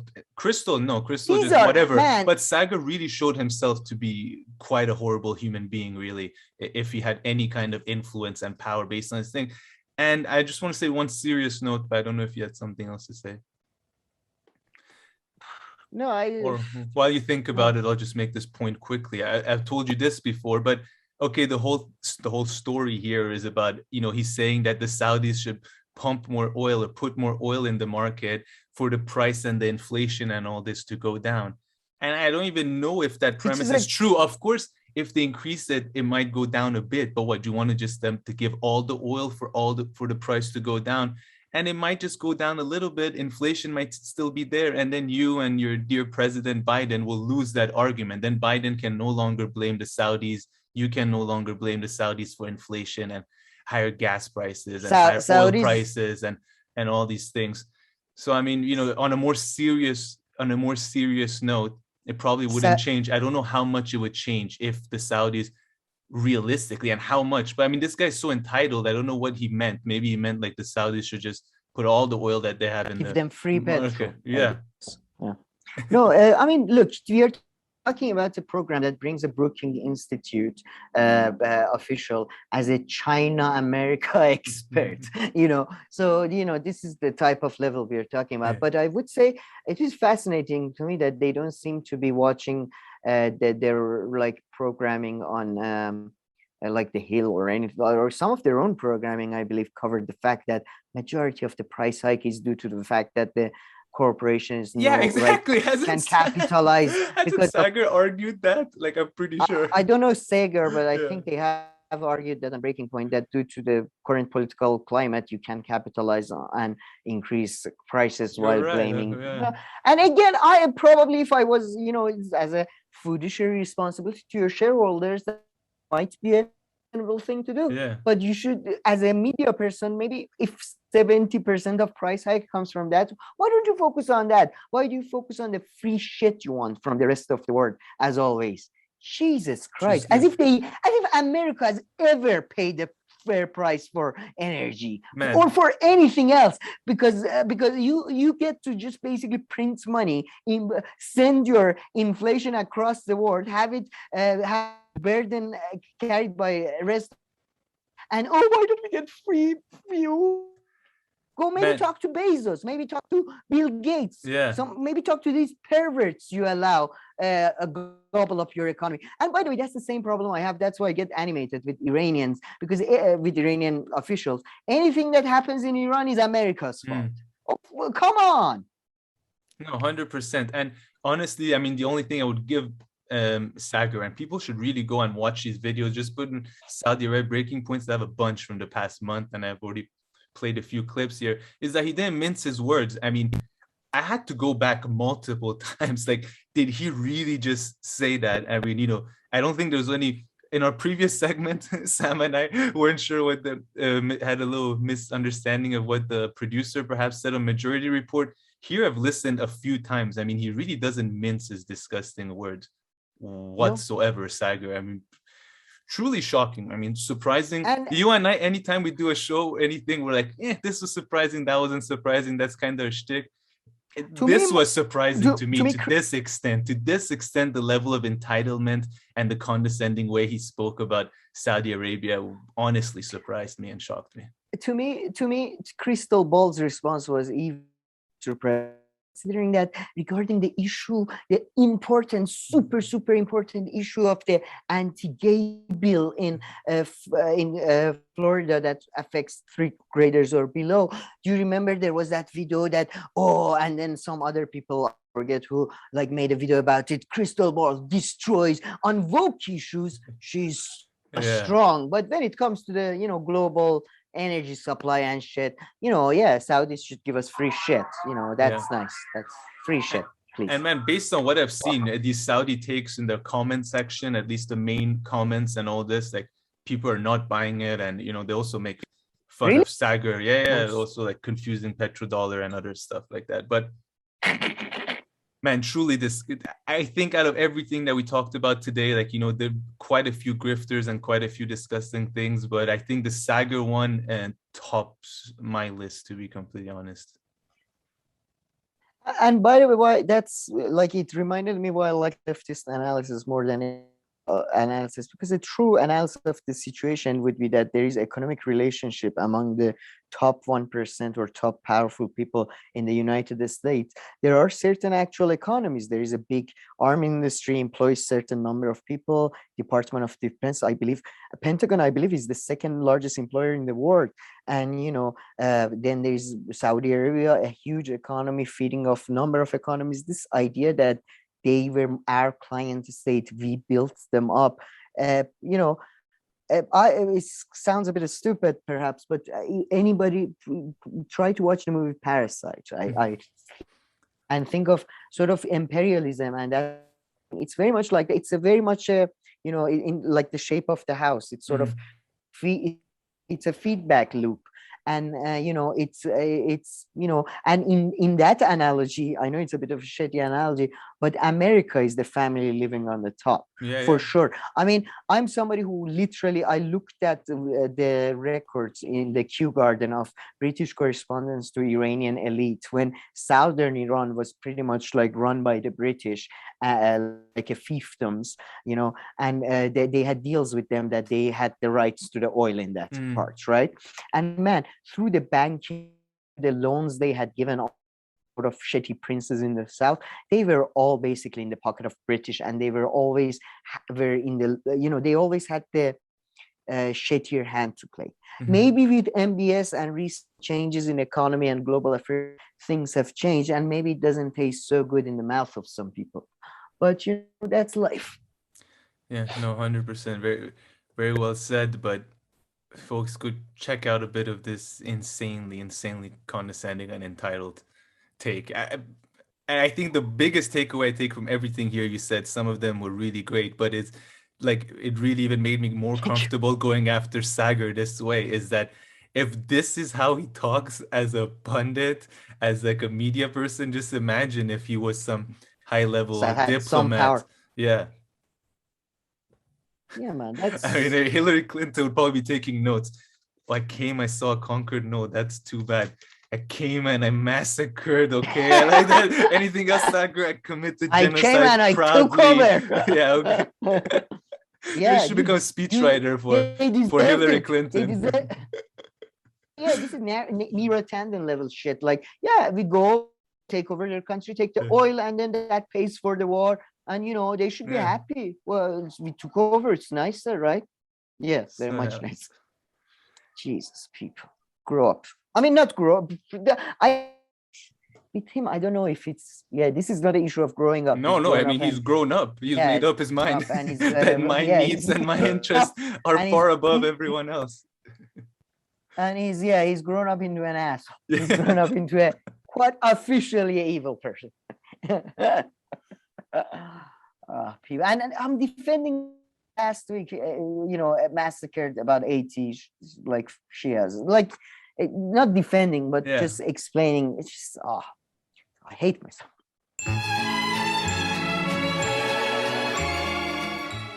All right, Sam, let's keep this party moving, although it's really fun calling Saagar condescending, entitled piece of shit. And what's up? Johnny Depp. Yeah, Johnny Depp-Amber. Yeah, I was gonna say, before we move on to our abortion story, you wanted to give a little quick update on the Johnny Depp-Amber Heard. This is a breaking news. Breaking news added to the segment. I don't know, but yes, somebody just commented. Erme0213 just commented, Amber just used in her opening statement the line from Mark Sherwood in the movie The Talented Mr. Ripley. Which, man, if that's true, that's one of my favorite movies. And I've seen both versions. And I'm just Googling to see if that is true, because that is crazy. She's like, David, she's stealing from the best. Like, this is great. At least she's doing that properly. Oh, yeah, man. This is from Independent. Wow. Thank you, the person who commented. Claim actor borrowed lines from The Talented Mr. Ripley during Johnny Depp testimony. Is debunked. Rumor was circulated. All right. So. But what does it say? Read the Independent. Read it. Yeah. Rumor was circulated on social media that Heard's beginning statement borrowed from the plot of the 1999 psychological thriller. Let me see. Delivered her second day of testimony. She was accused of Anthony Mingela's critically. I'm looking for the line. Yeah.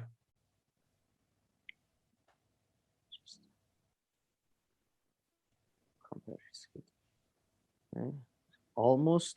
They claimed it was almost word for word. Mm-hmm. They don't show. This feels. That's it.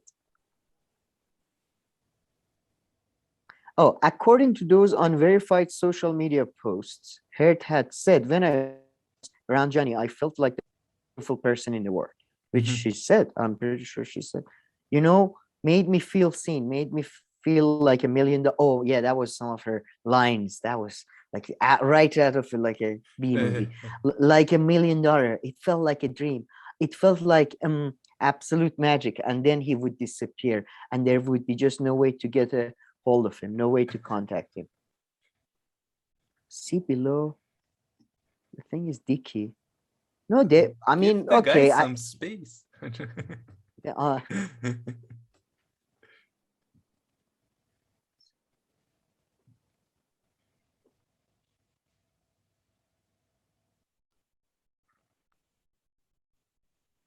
Okay, wait. This is weird because first I thought it's a breaking cool news, funny news. Then it became like let's debunk fake Yeah. news. Now I think they are not really debunking because listen to this. The online publication revealed that Heard couldn't have used the quote from the film, which are genuine, as she didn't make an opening statement at all. In fact, her attorney delivered an opening statement on her behalf prior to her giving a testimony. The claim that Heard repeated these lines from the talented Mr. Ripley was presented on social media with no evidence. The fact-checked report said, and I am somewhat suspicious of anybody who says I'm a fact-checked reporter, but what do they mean? Like, do they mean because it wasn't the opening statement? They like, okay, it was in her testimony. It was not in her opening statement. Or because it does sound like the lines from the movie. Those asserting it did not share a video of her making the alleged statement, nor did they link to news article. I'm sure she said he made me feel like $1 million. I'm sure she said that at some point. I don't know if that quote is specifically accurate, but yeah, I mean, I'm looking at some other articles like now. It's, I mean, hard to find out, but they don't all lead with like the claim that they're debunking anything like that. Oh, that was Independence then. Yeah, this is from Geo.tv. Twitter believes Amber Heard the stole line from Mr. Talent. And it does, yeah, there is that scene with Dickie and all that. Yeah, they're right.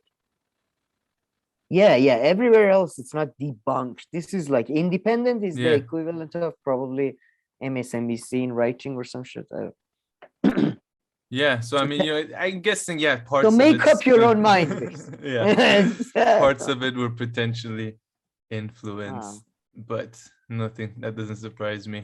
This is truly breaking news, not what fucking CNN does, where they run a 7-week-old story as breaking news. Everything is breaking news on CNN. Breaking news. CNN is closing down. Now that's gonna be.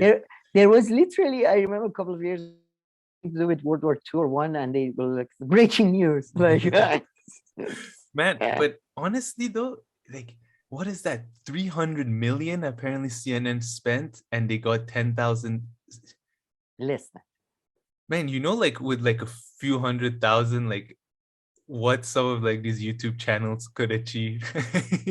Yeah, I mean, a little bit of assistance if Katie Halper wasn't like taking screenshots and booking guests while like interviewing like two of the most prominent people in the world. Maybe if she had a little bit of money, CNN should just go invest. At some point companies realize that we're not really making a product. Let's just go invest our money in other things and get returns. Maybe CNN is time to switch that, but then you lose a lot of your influence and clout. Put your money in the index fund or something. Just stop trying to do that. Not even individual stocks. No, index funds. Just diversify those. A little bit of real estate. Just make sure. Have you thought about buying gold? Listen, these US bonds, the interest rate is low, but it's safe. You don't have to do a lot of thinking. No, I was thinking though. And give something to Brian Stelter. I know he's 36, but he has a mental. This old egg has a mental capability of a 76-year-old. So just retire him to a nice Florida house. Get a nice pension fund. Yeah, exactly. Where he can retire with his egg children and just. I don't know, reproduce. But I was thinking though, this whole thing though, because I was thinking like besides the paying the personalities, right? Like online production is so low cost and all that the whole thing was probably this was a money laundering, a scam situation. Like for a lot of people made a lot of money out of CNN, and basically they scammed the investors because it feels like, how did you blow? Like, it's kind of seems like the People's Party. Do you remember they spent like $60,000 on a logo that you can go on Canva and like make yourself or something? It's just, I don't know how because they didn't even have that many person. I guess the sets. I mean, you have to be very stupid to build then that's how you make money, though. That's where, during the construction, the best way to steal money, No, the wall costs, you give an estimate, but then, oh, sorry, it costs more than we thought. Yeah, perhaps you're right. I don't even know what Sim Plus was kind of supposed to be honest. But I don't know where the money. Did they develop an app for it? Yeah, probably. But even, knowing these bozos, no, I know an app doesn't cost anything, but I'm sure these bozos that's overpaid by like 20-fold for an app. I have a cousin in Silicon Valley just set up a startup that they're developing apps for the 21st century. Let's give him a couple of million to develop an app. I've been involved with something like that. You had, like, I remember we paid a company one time to help us develop an app, and then what they did develop was basically, like they said, they developed what was basically what they called was a roadmap. And it was basically like, we found, like, this website does that, and you can do this stuff. We're like, what do you mean we can do this stuff? No, we have you can design all this. It's great, right? What was the money we gave you for it? I remember we gave money to a research marketing is just, the whole marketing is basically a biggest scam. It's the biggest scam in the world. The idea that marketing and all that. Well, and then, I think it can be for a very short period of time when there is they create sometimes an atmosphere within society. It can be, but it's largely, I think, bullshit. But I remember they got like money for us to do these, like research on the people and who's the target audience, and they did this, like, it was a long presentation thing, a PowerPoint and stuff and shit, and and then they had all these really beautiful graphics, minimalistic graphics. And we're like, we created these 3 personas of your potential customers based on 5 interviews we did in a square in Tehran. Jesus. What? We stopped 5 people. We had them fill in questionnaires and ask them some personal questions. And based on that, we believe we can offer. And we were generally like, you talk to 5, like there's more than 5 people here, like, in this fucking meeting. And 5 random people. I don't know if you're making like a product for specific bodybuilders and you go and talk to like 5 bodybuilders, you're like, okay, make it 10 or 15, and it's a decent starting point, or like this. Man. And they were so like, they were looking at us like, oh, you're so old-fashioned, like you don't understand that. They were like, they don't understand a startup Silicon Valley business ideals. Shove it up your ass. Century old thing called a scam. I swear. But anyway, okay, I don't know how we ended up there, but let's move on to abortion. Yes. Let's talk about abortion. We're a bit late to this. Covering this, but on Monday night, a draft ruling from the top court in the U.S. was published by Politico. I didn't know it was them who put it up. The ruling, penned by conservative Justice Samuel Alito, potentially overrules landmark 1973 abortion ruling Roe versus Wade, calling the precedent egregiously wrong.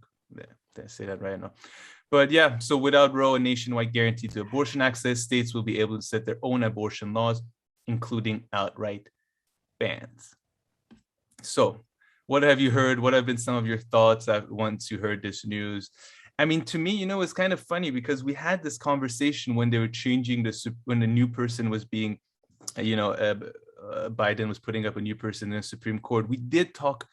I mean, there was a reason why we talked about Roe versus Wade like 2 or 3 months ago. I can't remember what was the exact reason. Maybe it's that. And we kind of landed on the point where, well, at least I did, maybe, and I'm projecting my ideas onto you, but land on a point where, it is actually pretty messed up how it's through like, this Roe versus Wade kind of ruling that abortion is legal across country. It's not actually legislative. And if it was like legislatively done, that would be much better, much more secure. It couldn't be overruled, overturned, and all this. And seems like we're there now.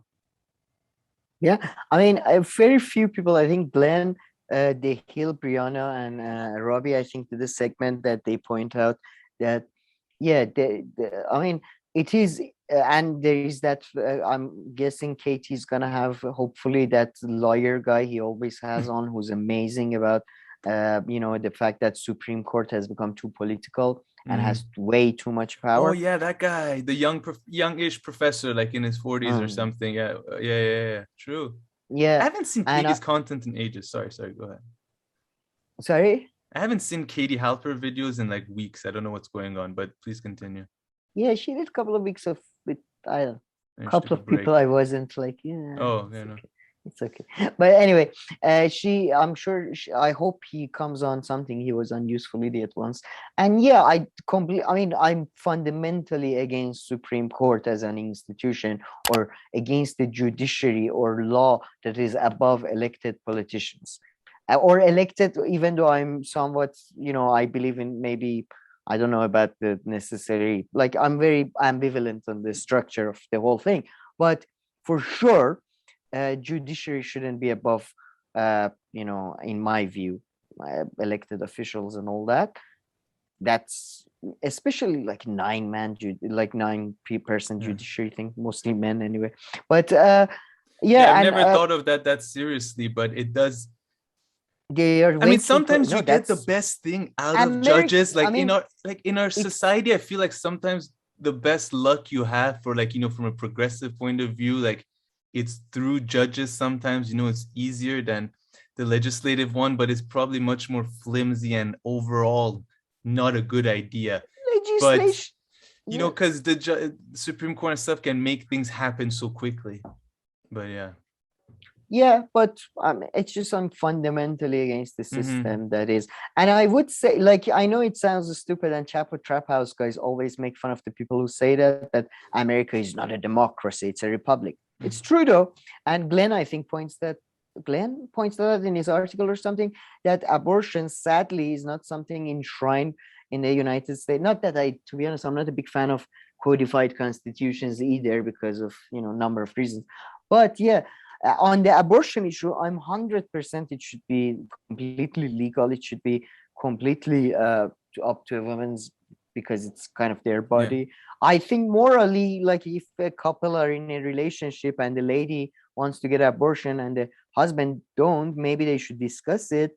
But that's nothing to do with law. That's a personal life choice, right? That's different from having government jackbooted thugs sort of, and what again, the fuck? Like, it's fine to give these examples, and I'm sure they exist, but they're far from the reality of why, most people, or a lot of people, have abortions, right? I saw this guy, he put like this LinkedIn post. For once, it wasn't the worst meaningless, like, self-aggrandizing post, and he just talked about how him and his wife, in 2020, they found out that the kid, like, that she was pregnant, the kid was going to have an extra chromosome or something, and the doctor said pretty much the kid has, like, absolutely no future and everything. And he was saying, you think I don't think about this, and doesn't hurt me every single day that I don't have my kid and all that. But I mean, a lot of the times abortions are due to these things, or people get, rape or other reasons they get pregnant, But yeah, let's, before moving on to the morality of the abortion, I just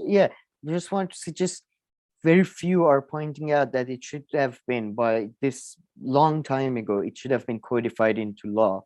Obama promised it. I believe even Clinton may have mentioned it, or so. No, he didn't. No, Clinton was a bit more middle of the way.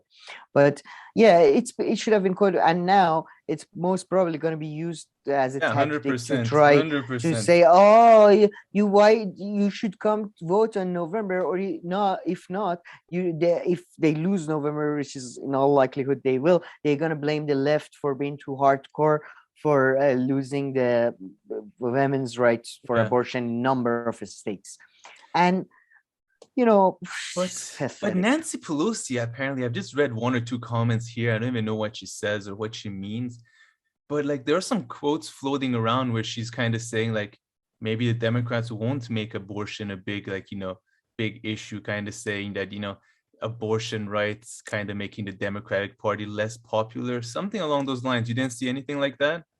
I haven't yet. Okay. I know Joe Biden. I don't have anything now. I find it surprising, I find it surprising because Joe Biden was very, he called on Congress to codify Roe v. Wade, and but he also said that he's not going to try to get rid of filibuster. So forget about it. For Yeah, now. no, that's for sure. But yeah, maybe I completely misheard these. And Nancy Pelosi. Gavin Newsom, who is have you seen Gavin Newsom? Kinda, yeah. I know what you're talking about. The evil stepdad from like every goddamn movies from 90s, pretty much. He's like Pierce Brosnan from Mrs. Doubtfire, basically. And he was in Washington, I think, or something. He was scolding the other Democrats that you suck, because in California, man, Jesus, he's gonna be they're gonna get fucked if they don't. I mean, they're not gonna do anything probably. So, but yeah, that was pretty that's awful. It's all, I don't know what to say, but they should expect their legislative body to do some legislation. No, definitely. Maybe according to constitution, some weird, basically sort of a compromise deal between some slave owners and cotton owners and tea traders. How would you interpret that? This is like Wahhabism, basically. Like, read Quran, and how do you interpret this? I swear. And just to clarify this here, what I had said, sorry, so this was from a 2017 article. I found it. So in 2017, she said this, so it wasn't real. And Nancy Pelosi, this is the cut headline. Nancy Pelosi says Democrats' focus on abortion access is hurting the party.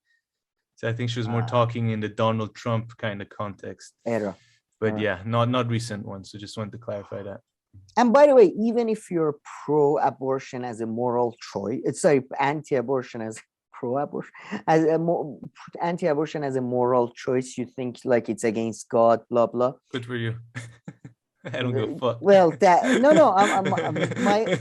like making things illegal does not mean they fucking go away. It just means more people die, more people get sick, more people have awful lives. That's like, how many people used to die from illegal abortions all across the world?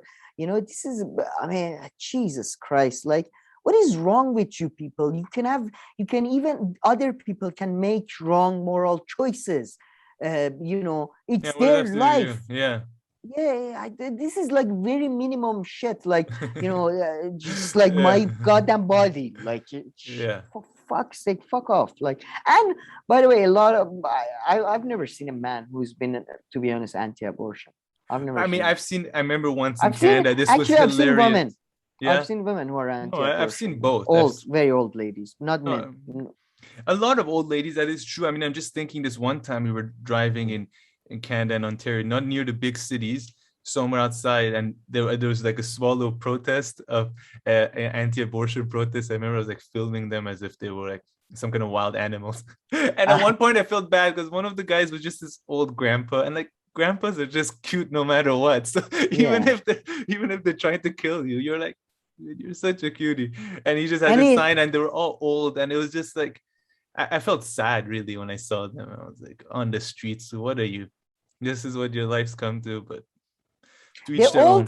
The old people sort of kind of have a bit of a get out of jail card, because I don't know if you've seen that Bill Burr segment on the racist owner of some basketball team who had I think it was a black girlfriend. I'm not sure. That guy had to. I remember it's like 4 or 5 years ago. He had to sell the team and leave. I think he owned the LA, not the Lakers, but the other team. Man, the funniest part about that was that I think the girlfriend was taking pictures with Magic Johnson, like the nicest man on earth, basically. Like, and he was like, why did you pictures?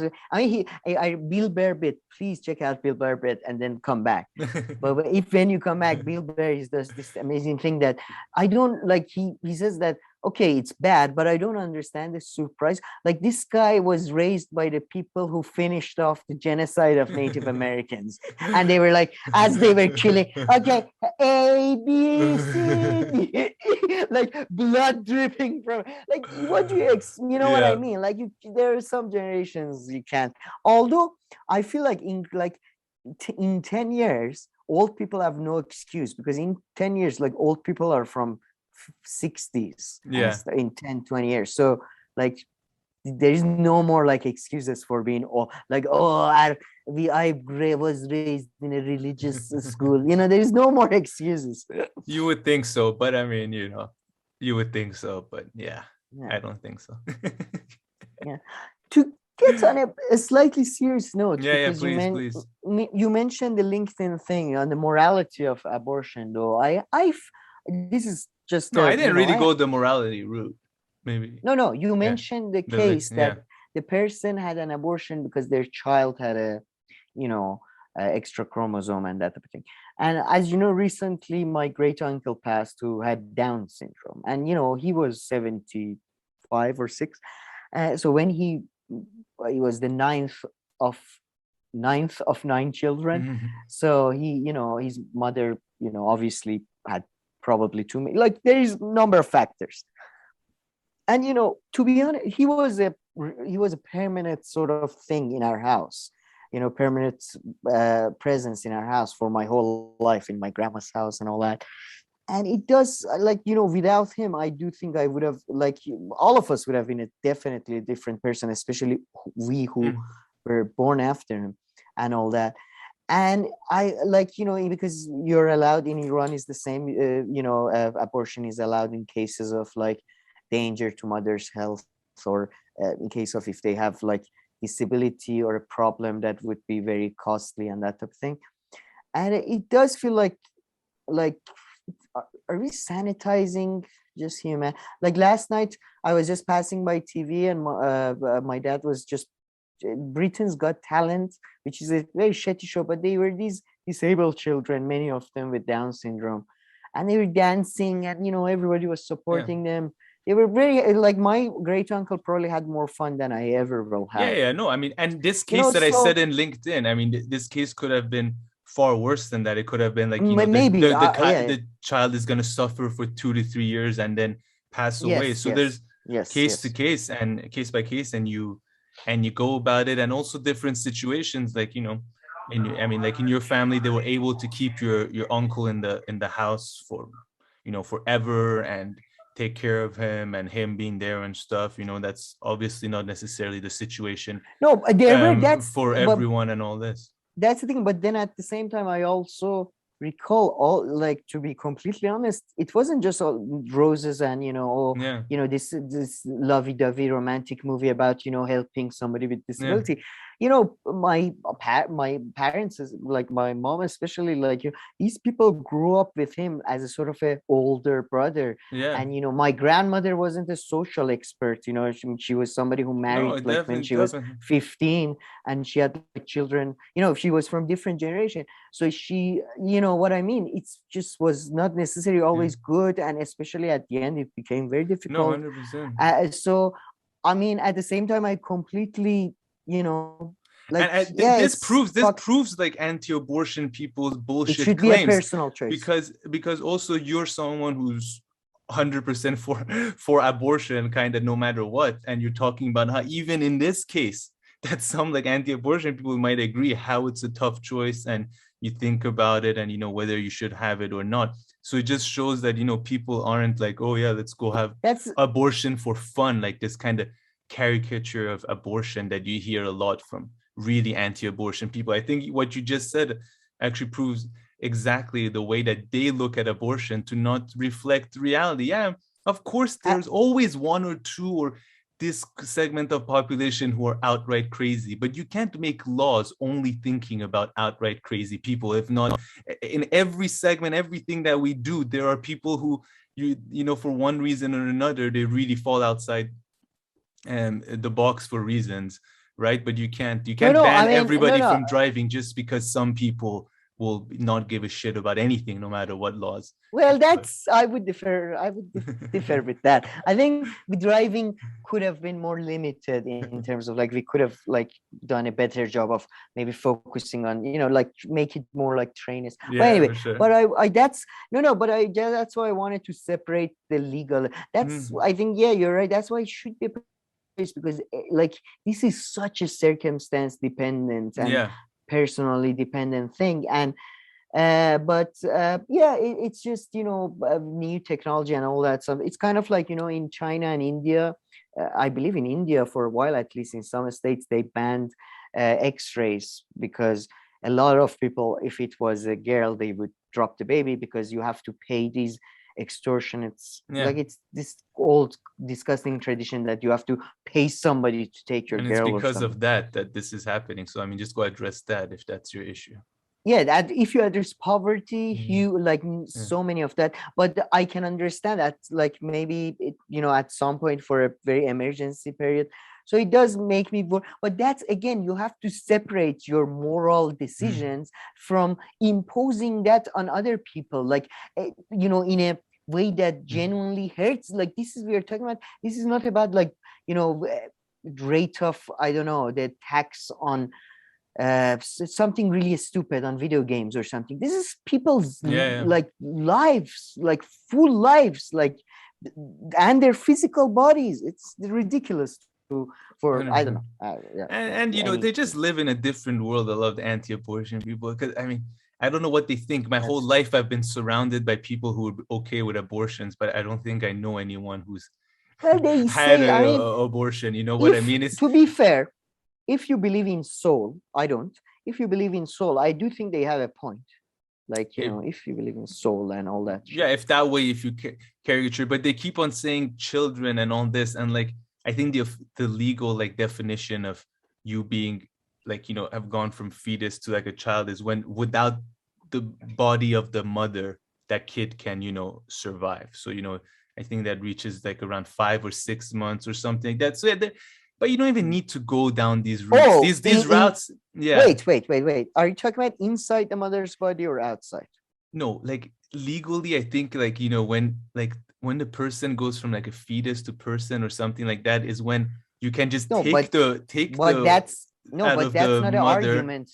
And that's not you're talking about you're talking about the definition they want to change. They believe as soon as they believe a sperm, there is soul in. A lot of Catholics back in the days were anti-condoms. They still in Africa they go around talking about condoms being evil and shit. Because that's funny. I used to think is jerking off also a form of abortion because it's a I great honestly sin. Think of that.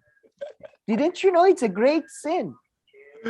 But yeah, I guess when you go into these definitions, if you believe in soul blind. or whatever, you can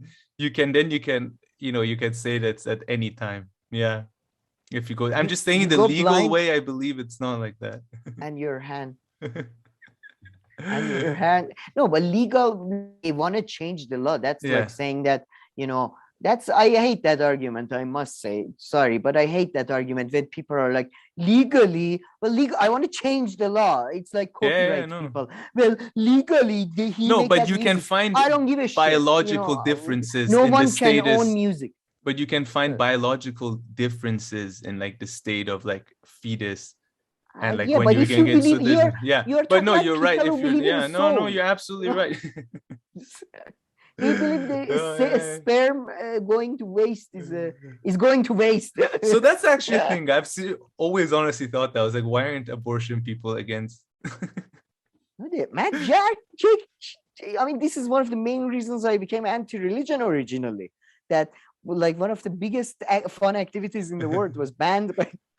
But back in the day, now they've gone liberal, right? Now it's okay jerking off. No. Are you sure? In their own conclave, of course not. Yeah, of course it's not okay to jerk off.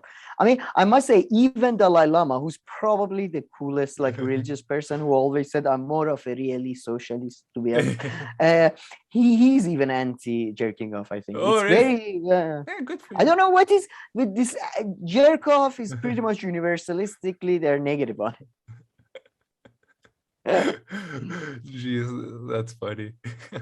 I thought about the Catholic thing in Africa is a big thing. No. I heard about that kind of shit. Try to stay away from it because it doesn't bring anything to me. Anything else regarding abortion? No, I do feel like we've really milked this. But it's awful. Like, make it legal everywhere in the world. Fuck off.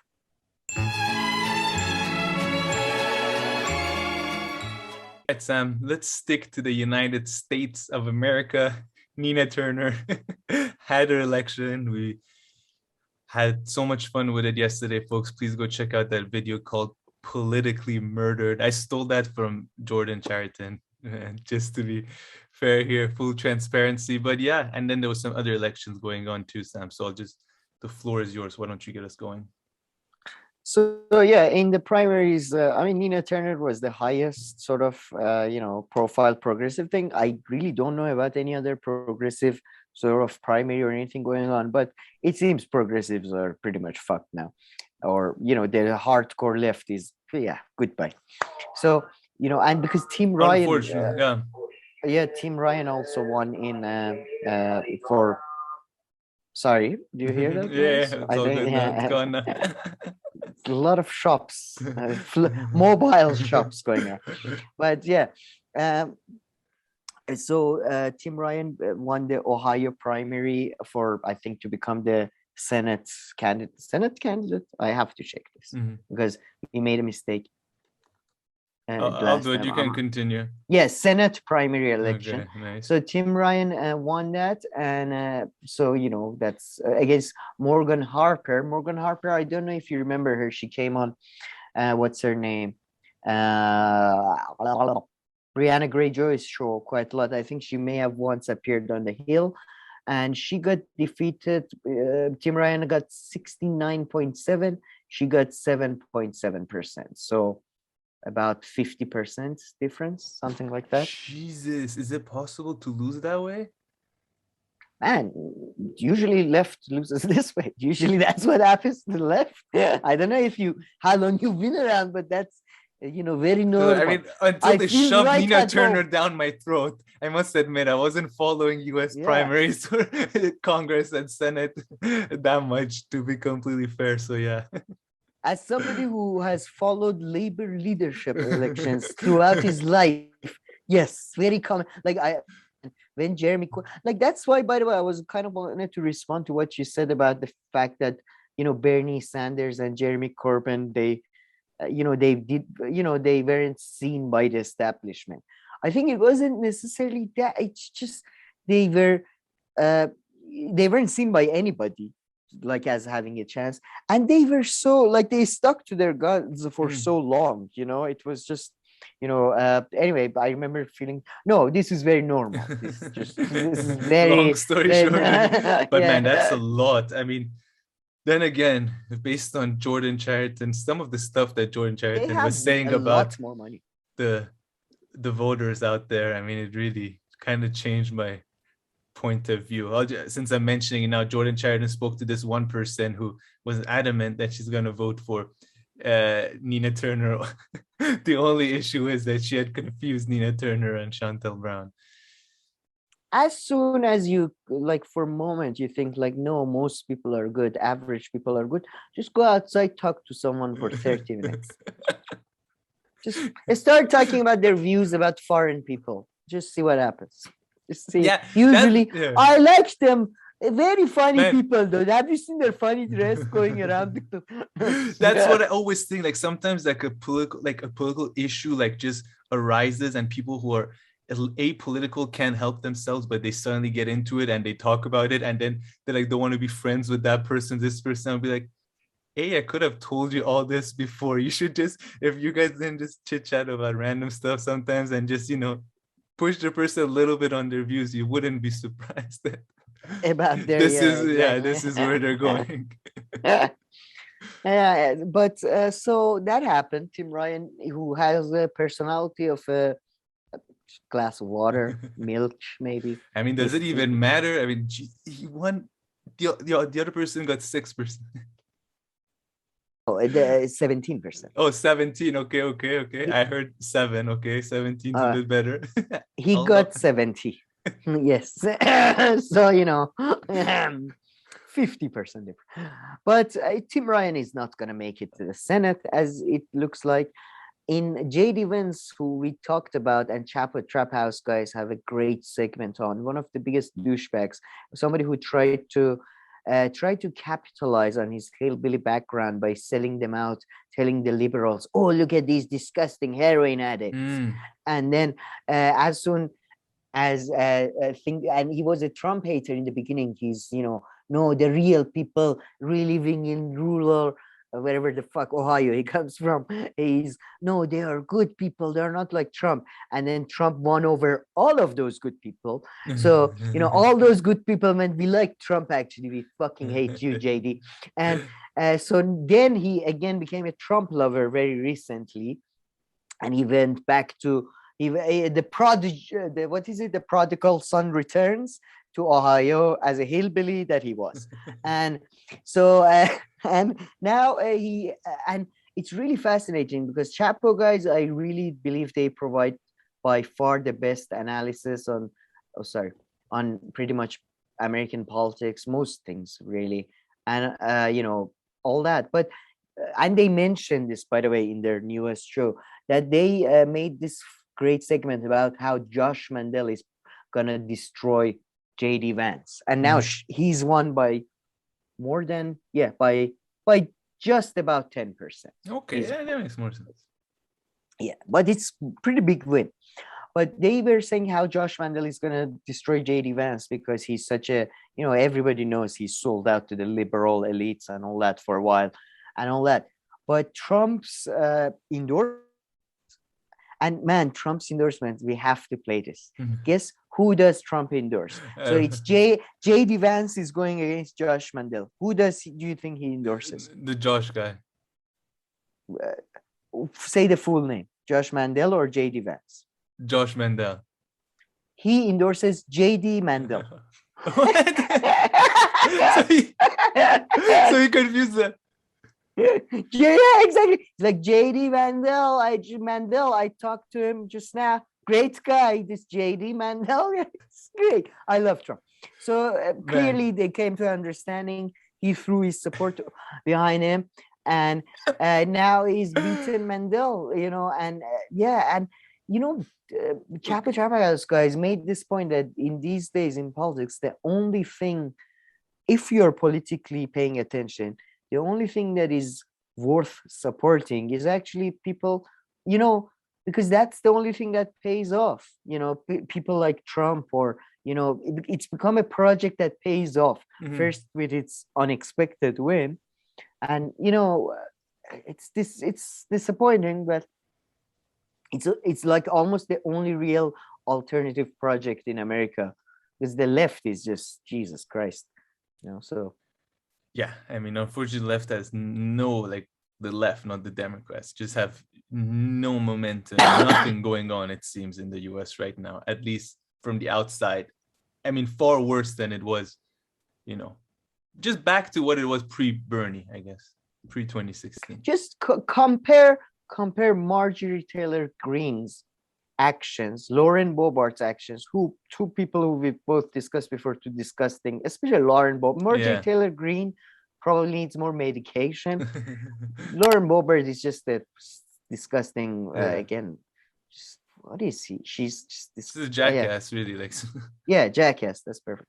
And then, so look at what they've done for their base in terms of what they promised. I'm not saying like their promises were good or anything. They promised like we're gonna scare pedophiliac, whatever they promised. I don't know. Yeah. But look at what AOC, Ilhan Omar, and all the other people in the thing. I know you like Ilhan Omar a lot, but what they have delivered. Just for now, no, exactly, man, exactly. And AOC, I mean, we spoke about this, one of the, a lot of times I heard others say oh, AOC did this and that, and read reporting and all this. But I mean, this is the first time where as soon as I heard the news, just myself, I made up my mind, and this was the biggest douchebag thing I've seen AOC do. The way that she endorsed Tina Turner, few hours before the election. I mean, at 6:35 p.m. the day before. I mean, the biggest cop-out thing I've ever seen, seriously. The biggest asshole-ish or douchebaggy thing she did was the thing with Crystal, but no, actually it's not in my district. I mean, this was such a coward. This was incompetence. This was should I? Oh no, they're gonna be angry at me. There's so many ways of reading it. There's so many ways of reading it, but one way that I read it, even though you said that she'll get maybe some backlash right now, one way that I read it is later on, she can say, and it can be written, that she quote unquote was the only one who endorsed Nina Turner, although her endorsement was beyond meaningless. Well, yes, but I would say it was meaningless, but it did have an effect of that old joke that I think I told you. You know what happens to things that they stay in the middle of the road? They get run over. You know, you have to pick a camp sometimes, buddy. You have either go full establishment or go full progressive if you want to be like, you can't, sometimes some contradictions are not cancelable. Irreconcilable difference. Yeah, I wonder how she's viewed by like the people who can actually vote for her, like what her image is. Most people who actually vote for her don't really think it. Like, they think she's probably a nice lady who's trying her best. That's probably, I assume. I can't argue with you too much there. But okay, should we move on to the United Kingdom? Yes. And what kind of shenanigans are going on there? They're trying to outdo others, it seems, the UK. UK is putting up a fight against Nina Turner and Trump for the most ludicrous speeches. They're like, we're the original clowns. You guys think we've been doing this for a long time? I don't know if you've heard of the Israeli, but he was the original, Clinton. No, it's they have local elections, which in UK are pretty big deal. They're an indicator of, it's kind of like, again, it's literally like primary elections in America and that type of thing. But so there is local elections coming up. This is like just before yesterday. And, you remember Partygate, where Boris Johnson's evil actions of breaking the rules of COVID, which nobody else has. The most harmless thing Boris Johnson has done in his adult life. Somebody who is like, he's been involved in number of financial and like criminal scandals, have been involved with Saudi family, has connections with like, the Prime Minister of goddamn UK. What do you think they do usually? Like, that was probably his finest moment. After this drink, I'll be returning to murdering children right in the number 10. Thank you, sir. I have a meeting about selling some weapons to a dictator in Central Asia. I have to. So I mean, I understand the frustration of all those Guardian readers who thought anybody else besides them is following the lockdown rules. And no. To be fair, I really understand the frustration of people who got fined. Yeah, no, for sure. We did a story about that, where people got fined more than him. But like, he definitely should get fined. I don't know how much, but yeah, he definitely should have. So I don't know if you recall, but instead of focusing on policies, on the fact that, foreign policy, Boris Johnson's failure to provide financial assistance for a lot of people during and post-COVID, city cost, living cost is going crazy, gas prices, gas as in heating energy prices, not petrol, they say petrol. Anyway, everything is getting expensive. Pastry is getting expensive. I was reading about, I was outraged. Sausage roll is getting expensive, but it's outrageous to me. This is outrageous for this country, by the way, besides Iran, I really love.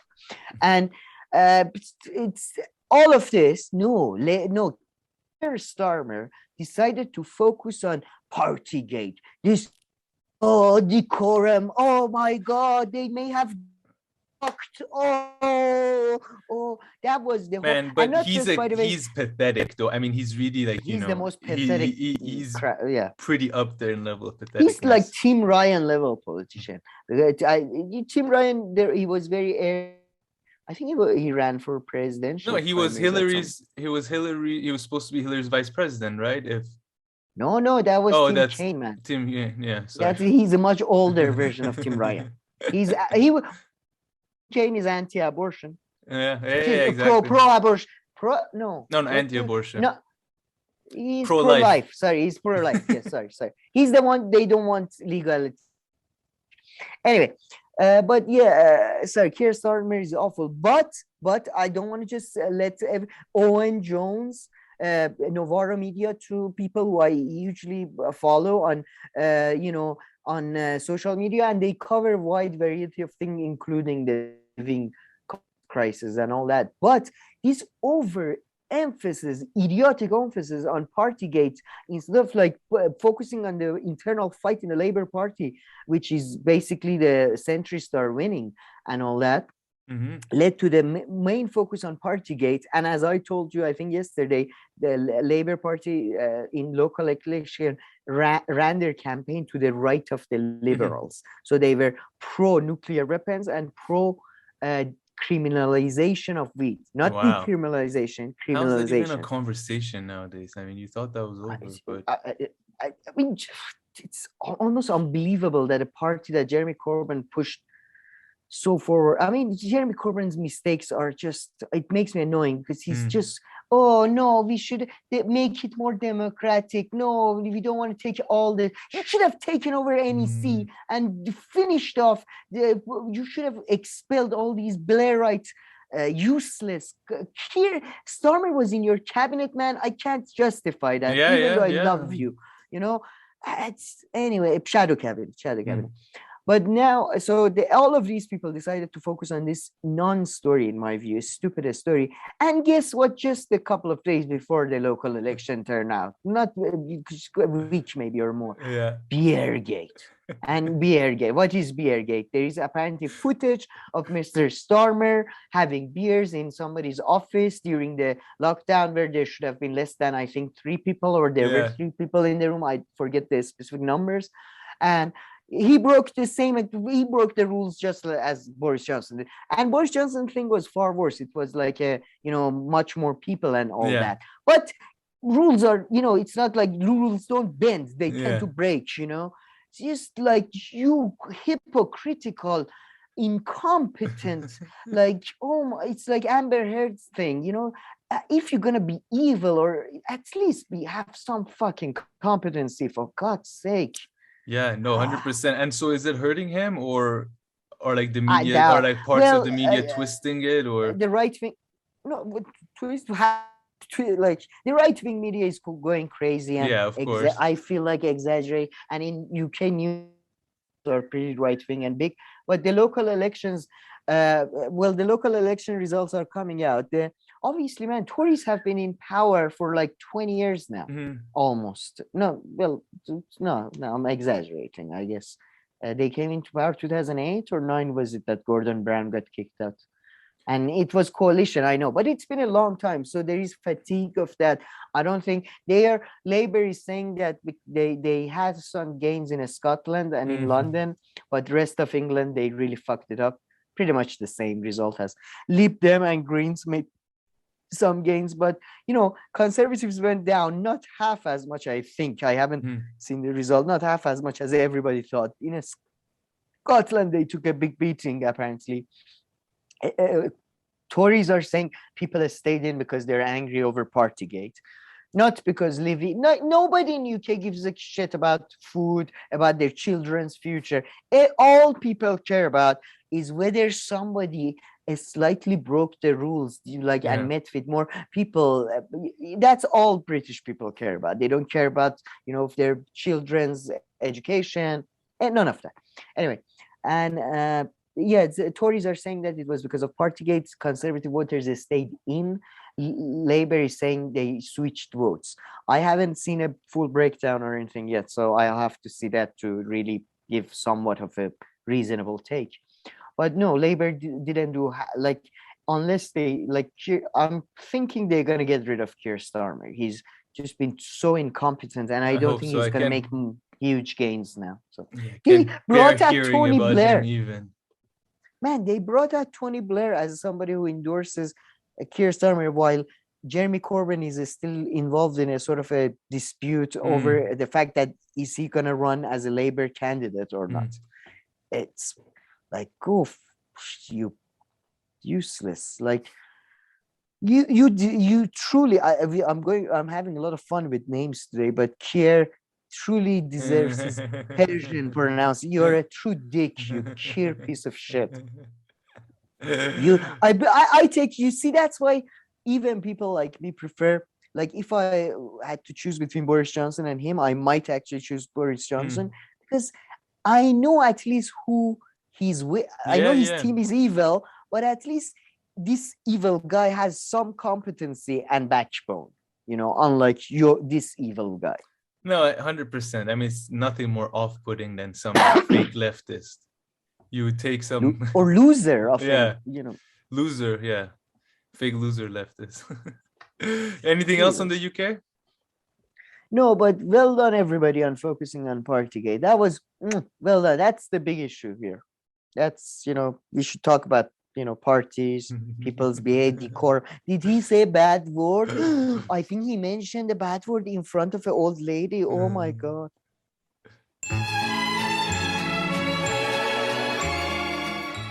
All right, Sam, let's move on to geopolitics. I don't know why I said it that way, but I believe it's legally you're bound to if whenever you're being recorded to say geopolitics. Like it's a trademark it that way, I believe. But so we got two here. We don't have much geopolitics really, but Ukraine. It's actually it's quite big. It's time for Afghanistan. Go ahead. Sorry. It's time for vegetables, everybody. So, we had too much fun. This is ridiculous. So that's why we did another sort of throwback. Let's talk about some of our favorite shows. Useful Idiots had a fantastic guest, I believe. Let me just check. His name is Michael Hudson, but I'm just checking right now. Who had Michael Hudson? Useful Idiots. Okay, I haven't seen him in a while. I used to watch him on the Real News Network. Yeah, an American professor lives in the UK. Yes, I believe so. I didn't know about. I forget if they mentioned the location, but I will start with that because I think that check out that interview, fantastic interview, and I think he puts the Russia-America conflict or the global conflict in a really good context and what we're gonna see. And I think that's what he argues is increase this disability in the third world. And increasing probably nationalism and borders going up in the north and all that. So I think very fantastic thing, and that sort of segues well. I think in first, let's start with Ukraine, right? Yeah.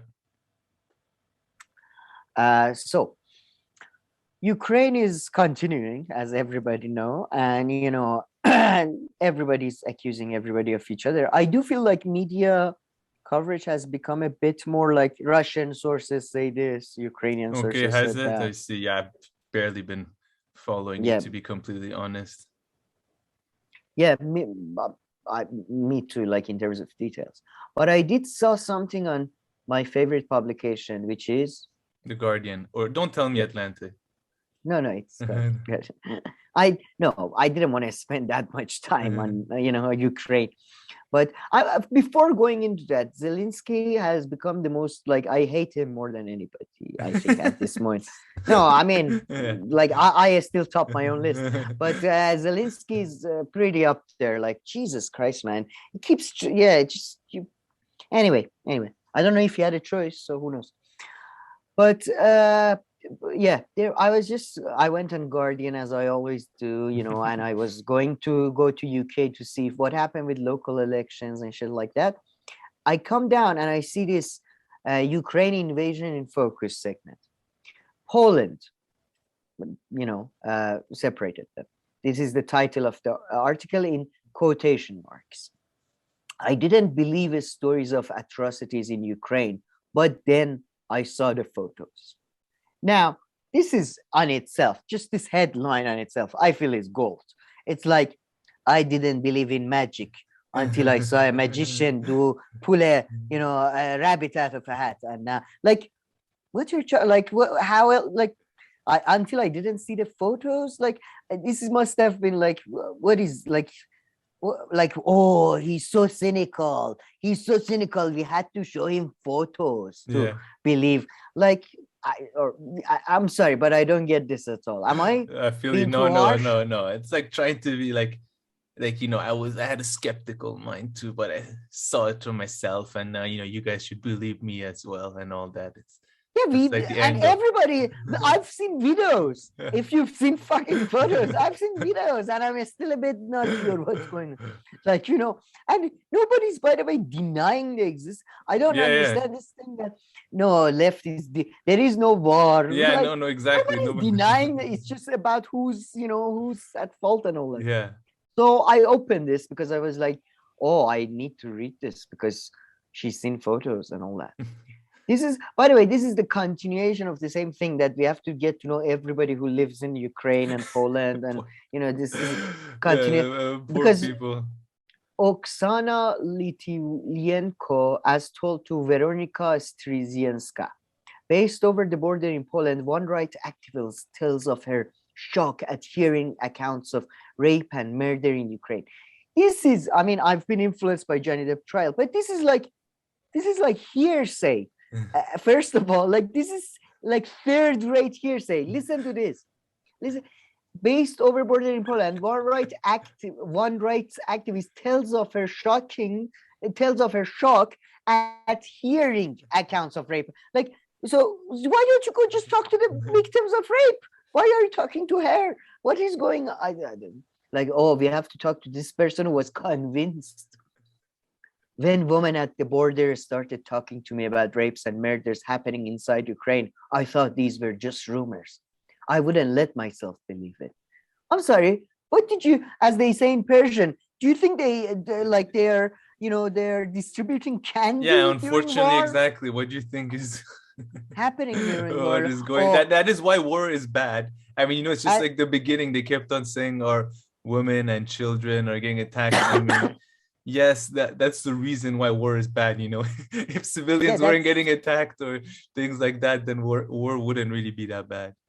As soon as I found that boxing involved punches, I was disgusted by this activity. War is about murder, is about rape, is about torture. Again, like taking over, like literally, like other people's stuff. That's like what war is trying to achieve. Yes. Do you think they're handing out candy and ice creams and trying to, like, when war is happening, nobody's trying to win hearts and mind, unless you mean they're trying to like shoot your heart or my brain out. Like, it's a horrendous thing. Not trying to make fun of it. It's just like sometimes people's reaction to something make us react to them in this way. Just in my defense, at least. No. You do undermine my morbid comedy, but yes. Sorry about that. No, it's good to. No, it's because look, we can. By the way, do you want to talk about wars, lady? Do you want to talk about Yemen? Do you want to talk about, I don't know, Sri Lanka? Do you want to talk about like everywhere? Ethiopia, like, man, I forgot. Yeah. Oh, did you know? Ethiopia. Did you know in wars they shoot each other? Yeah. Oh, I didn't. When they told me, I didn't believe them. But then I saw pictures. I told myself it was just people sharing scare stories, or that women were just rationalize their feeling of guilt about leaving their husbands and sons. Maybe my psyche was trying to defend. No, maybe my psyche was trying to defend myself.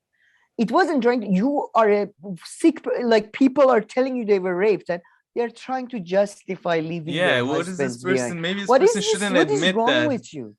Yeah, like.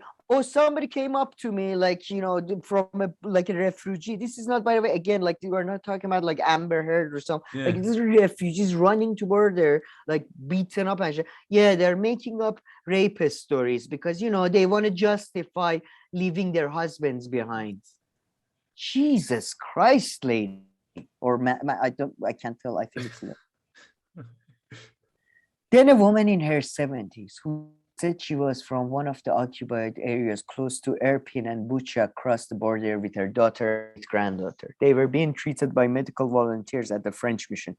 The daughter, who was in her 50s, had cancer and was very sick. The medics could not believe that someone like this, with a hole in her stomach and no bandage, was so desperate to leave that she would risk traveling for so many hours with no medical support. The woman told me that her grandson served in military brigade that had been Jesus Christ. She said that I'd come to her. Oh, listen, this is what I mean, by the way, a hearsay of hearsay of hearsay. Found it. This is the woman who was, she's wondering why she would just, risk it all and come with her disease. She said that her grandson had returned from duty. He had come to her house and begged her to leave Ukraine. He told her that women were being raped and killed by Russian troops. She refused to leave. In desperation, he showed her the photos and she knew she had to flee. So you see, this is again, the grandmother was told by her grandson who was, taking pictures in Bucha and stuff. So maybe that's why she thought it's a justification, because it wasn't the rape victim itself. It was just, just somebody saying. But again, I don't know what they think happens in war. Yeah. There are people like it's a pushing match or like a rugby situation. I don't know what the fuck they think. Seriously. And then she goes in details talking about the disgusting details of like how people are murdered and all that. It's very short. There's not much to it, but I'll just speak to the end. It isn't just the ones who talk about the violence they have faced or witnessed. You worry about all the women who make the crossing. There are many who just cannot deal with being this helpless. Okay, all right. So I really don't understand that. Do you?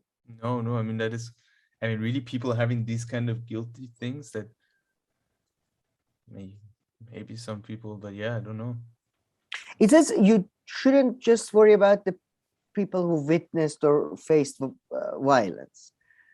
You worry about all the women who make the crossing. There are many who just cannot deal with being this helpless. So all the women, that means like women who are not subjected to violence and all that. But why are you don't you say all the people who are making the crossing? Because mainly women are making the crossing. Becoming refugees, because a lot of men are staying back to fight, I guess. But I think that's maybe makes sense of her thing, because you cannot, Kamir, remember this, you cannot feel sorry for Russians and, a third world country, Iran, India, they suck. And Ukraine and Poland and stuff, if they are poor, they are not, you don't. I mean, they are relatively European. Yeah, they're relatively European. They're rich. Let's get it. There was one woman. Sorry, go ahead. No, there was one woman. You could tell she was wealthy. Her clothes were very nice. Her shoes were very nice. They dressed nicely, and from their manners, you could tell they were well off. And their older girl, about 10, sat at the table in the reception center and said, "Well, here you have free soup." And the little boy said, "I don't want a free soup." The mother sat not saying anything until she just exploded and yelled, "You are a refugee now, and you need to eat everything they give you." So again, she says, let's, we have to remember the people who faced violence and all that, but let's also remember especially the wealthy people who, it's just odd it's a very odd things to pitch out of, people running away from war. This was the change they experienced, that when they crossed the border, everything they had before had behind in Ukraine. Then they leave you and you never find out what happened to them next. Are you describing real life? Like when you watch news, do you go, this is so weird. You watch these videos, these people tell you about their lives, and then they just disappear. Well, I'm sorry, but any shit is getting published now. I saw some pictures. Now I think this. Good for you. Fuck off. Like very weird examples as well. Not to dismiss the pain and suffering of Ukrainian refugees, but what the fuck are you talking? Like, what is this? Women came up to me, said they were raped. I thought, no, they're bullshitting. Then they said they saw some pictures. I was like, oh. And then I thought about the rich people and oh my God, free soup. What? Man, the reporting around Ukraine has been quite unique, because these reporters are kind of like torn, a lot of them, and especially the first week. I mean, when historians go back and look at the first week of the reporting, they'll be like, what was going on here? Someone in like 50 years is gonna write a paper on like the word relatively. I swear they're gonna be like the use of the word relative and a whole study around that. Those few reporters at the beginning, and then kind of follow that trail until now. Yeah, man, it's They're been one of just the torn a weirdest bit. experiences. It's kind of like the Nina Turner campaign in that, it reminds, like, you said that thing that, yeah, last time they learned that your opposition can do, like, spend money against you. This time they learned that, they can, also, do political pressure, tear Yeah. progressive Oh yeah. caucus. Threats. Threats, yeah. Sorry, I'm Next time they're gonna undermining. learn about voting. Yeah, next time you're gonna learn about, oh, you can arrange for your voters to oh shit. This is like that. Oh, I found out there is rape in war. Yeah. Oh my god. And then In after Europe. that, what about the wealthy people? What about the wealthy? Seriously. Jesus. But okay, let's keep this going. All right. So yeah, I wanted to put the useful idiot Michael Hudson thing in the beginning, because then I read about this Mali thing that is talked about less, but has been talked about. So Mali has had a number of coups recently. They had a sort of I forget if it was president or prime minister. Yeah, let's say a leader who had a very good relations with France. Those relations significantly deteriorated. And France, to be honest, you could argue is a representative of sort of EU there in a way. There were other troops and all that. That relationship has significantly deteriorated, and that has led to sort of there were two coups, and now the new sort of military junta that is running the country has vowed. Let me just get this under my eye so I don't bullshit you too much.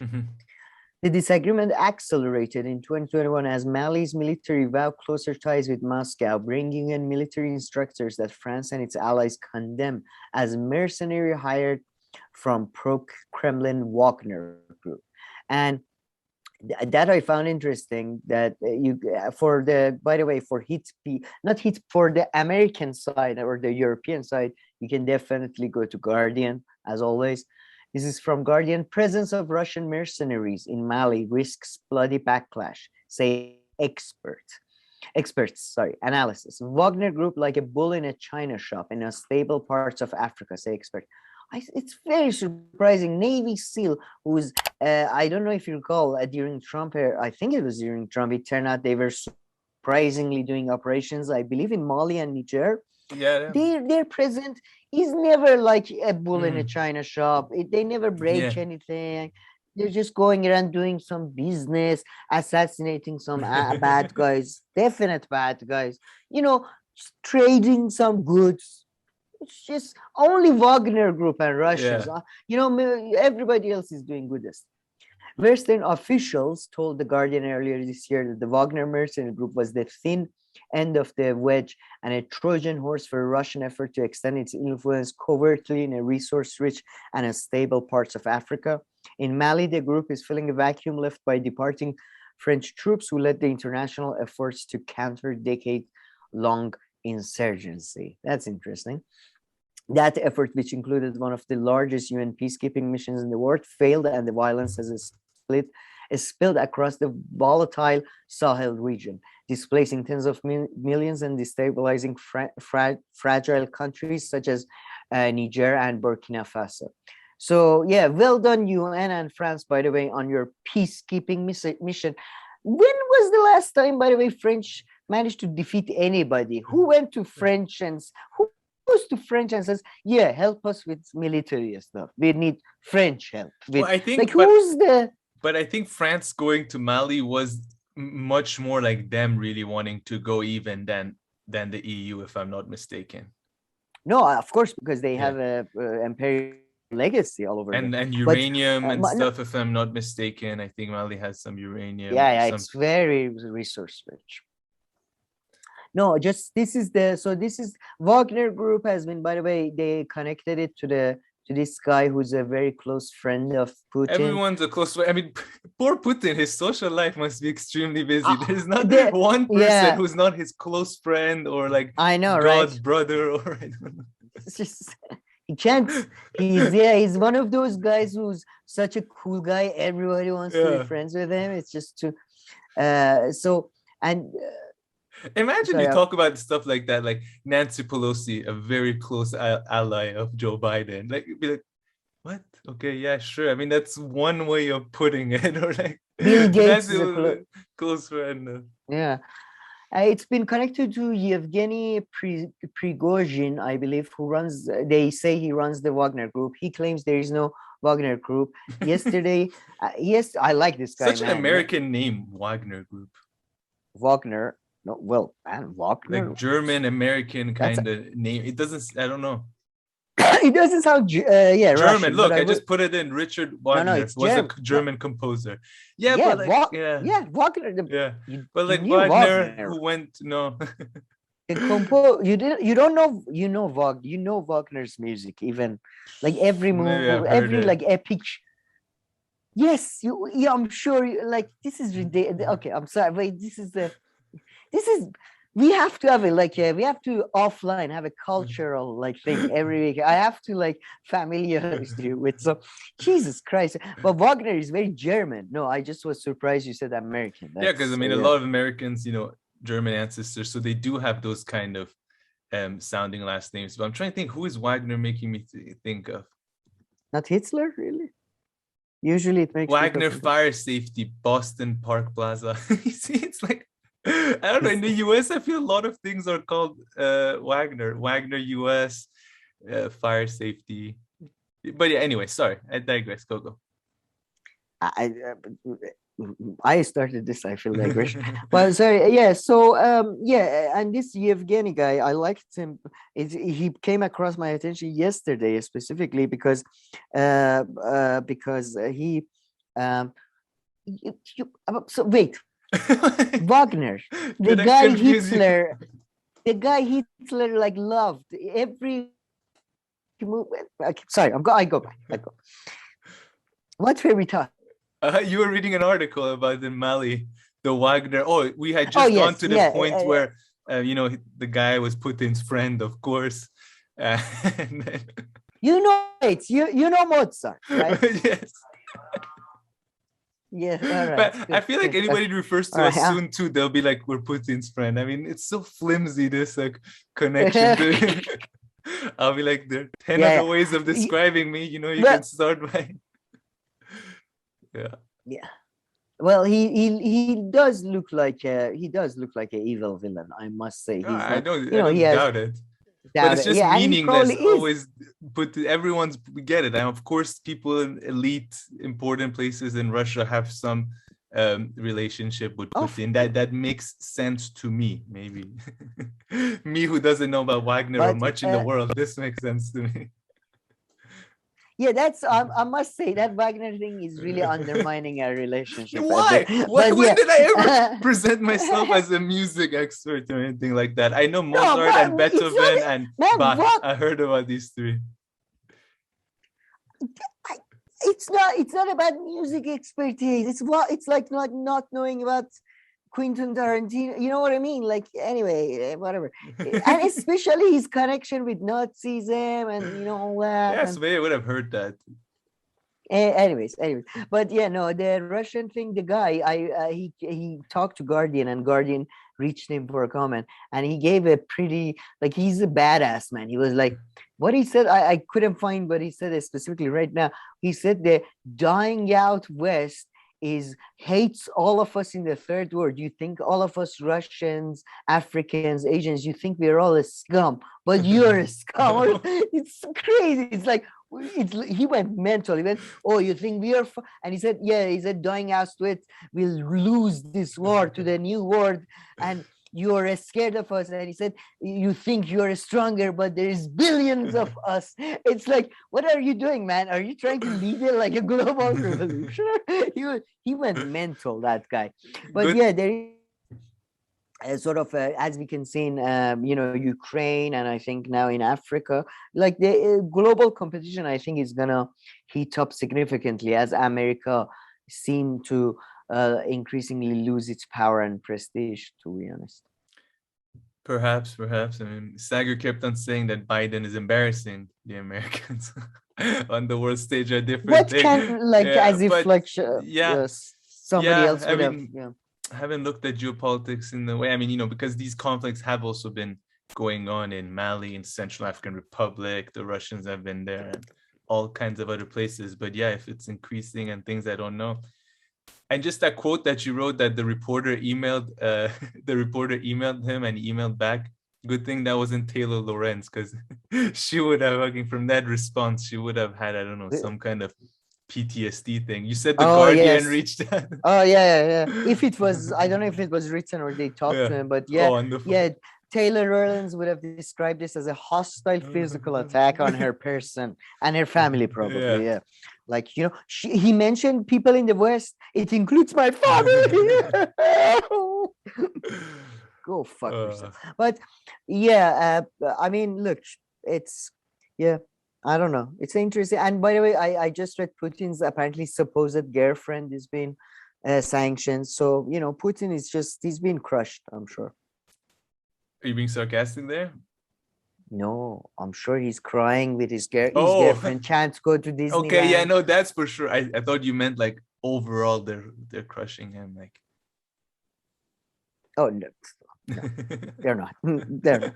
But not that. By the way, I'm sure there may be some epsilon of truth to this whole Wagner group and Russian. I'm sure they're trying to increase their influence in Mali. Who wouldn't? So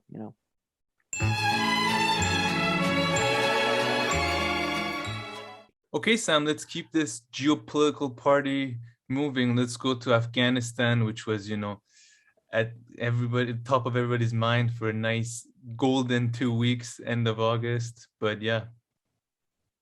Yeah, it's Afghanistan and Iran, to be honest. I'm gonna stop making that comment. Sorry, that's every time I go to Afghanistan, that's all I say. So that's the last time I'm gonna mention it. But hey. No, man, it's an old comedy rule. If a bit works, you milk it until I don't know if it works. Does it work? Until people start throwing tomatoes. It works. I'm laughing.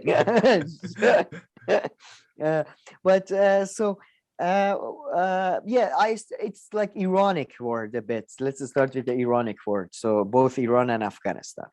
So there's been increasing tensions between. Why did you laugh? Because you love to create new regions or make sure you have to prove that nobody expects you, as if someone's there being like, no, you can't talk about Iran and Afghanistan together. What's the justification? And Tajikistan here also. But yeah, I like this. I like categorizing shit. But yeah, anyway, there's increased tensions basically between Iran and Afghanistan, it's at different level.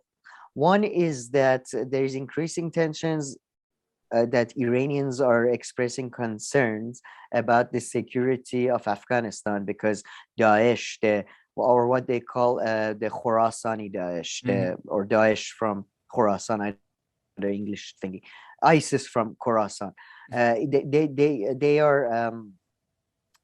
They are doing a lot of activities in Afghanistan at the moment, and Iran has expressed, both the foreign minister and the Speaker of the House, the head of the parliament, have expressed concern about this. And we come back to the Speaker of the House because he's been just doing some really good, funny stuff recently.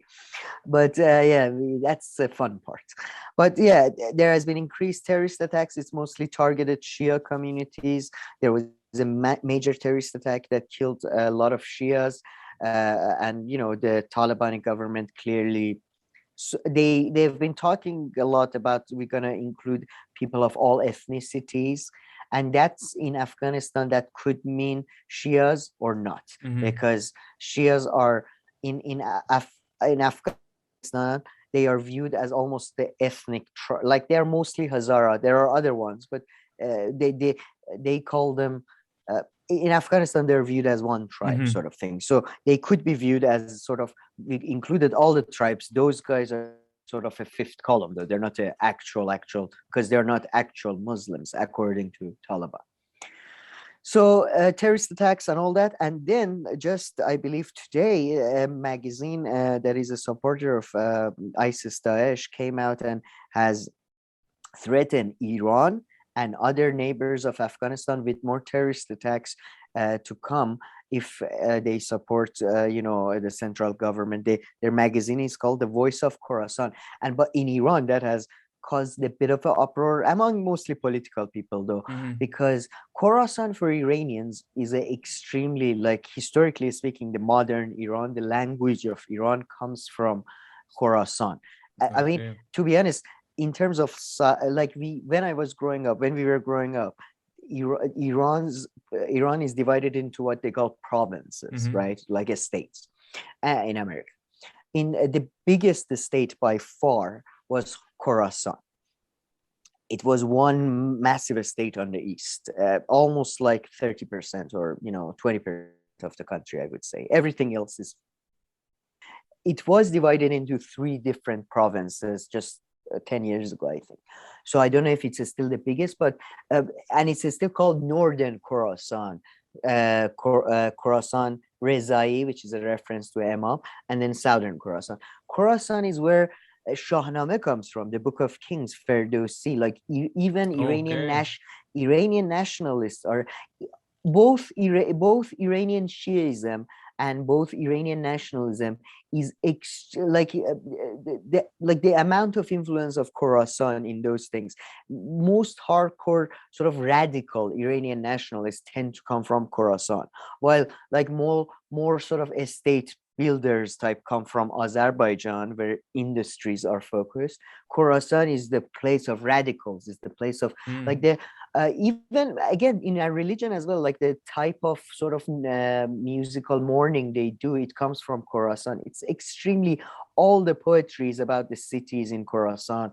It's extremely historically for them, it's very important. They are there any big cities in Khorasan that I would know the name of, or in a greater Khorasan that doesn't include Iran? Or in the Iran part. No, the part in Mashhad. Okay, Mashhad is in Khorasan. Mashhad, okay. probably. Yeah, Mashhad, which is probably the most luxurious city in Iran in terms of, because it has the most tourism by far, because most Iranians, they make pilgrimage there.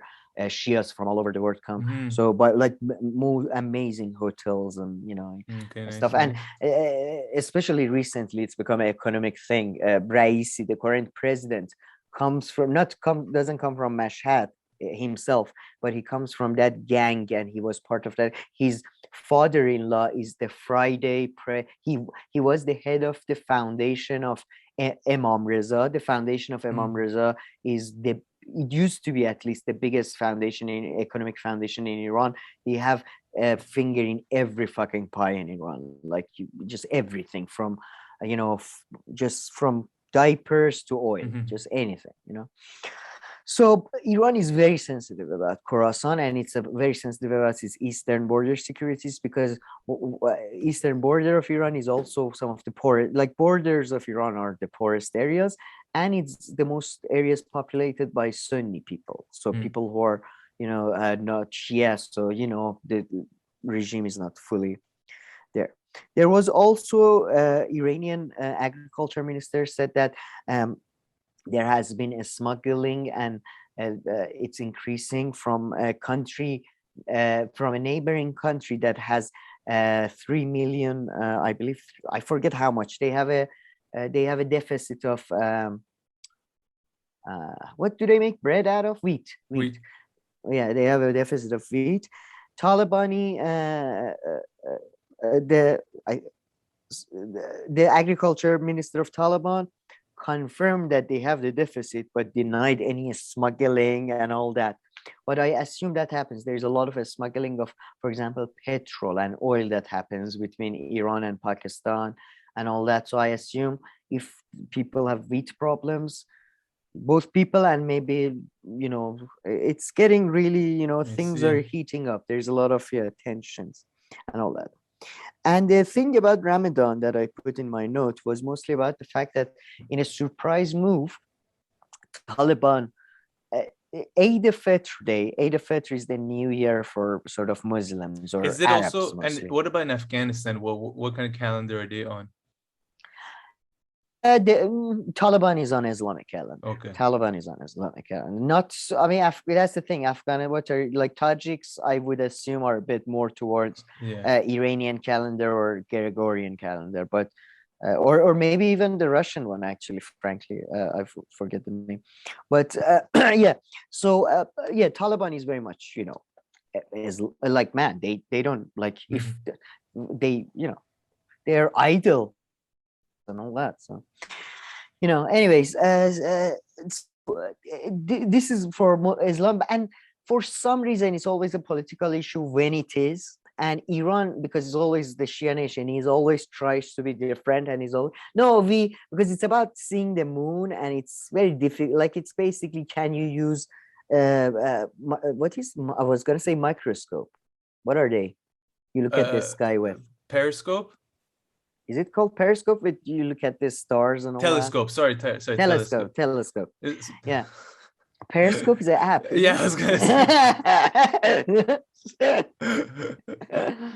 So I mean, it's always a big debate about it. Iran, because Iran is always wants to be different. It's like our time difference thing. We didn't see the moon tonight. Maybe tomorrow. We are always like one day different. But what was surprising was that Taliban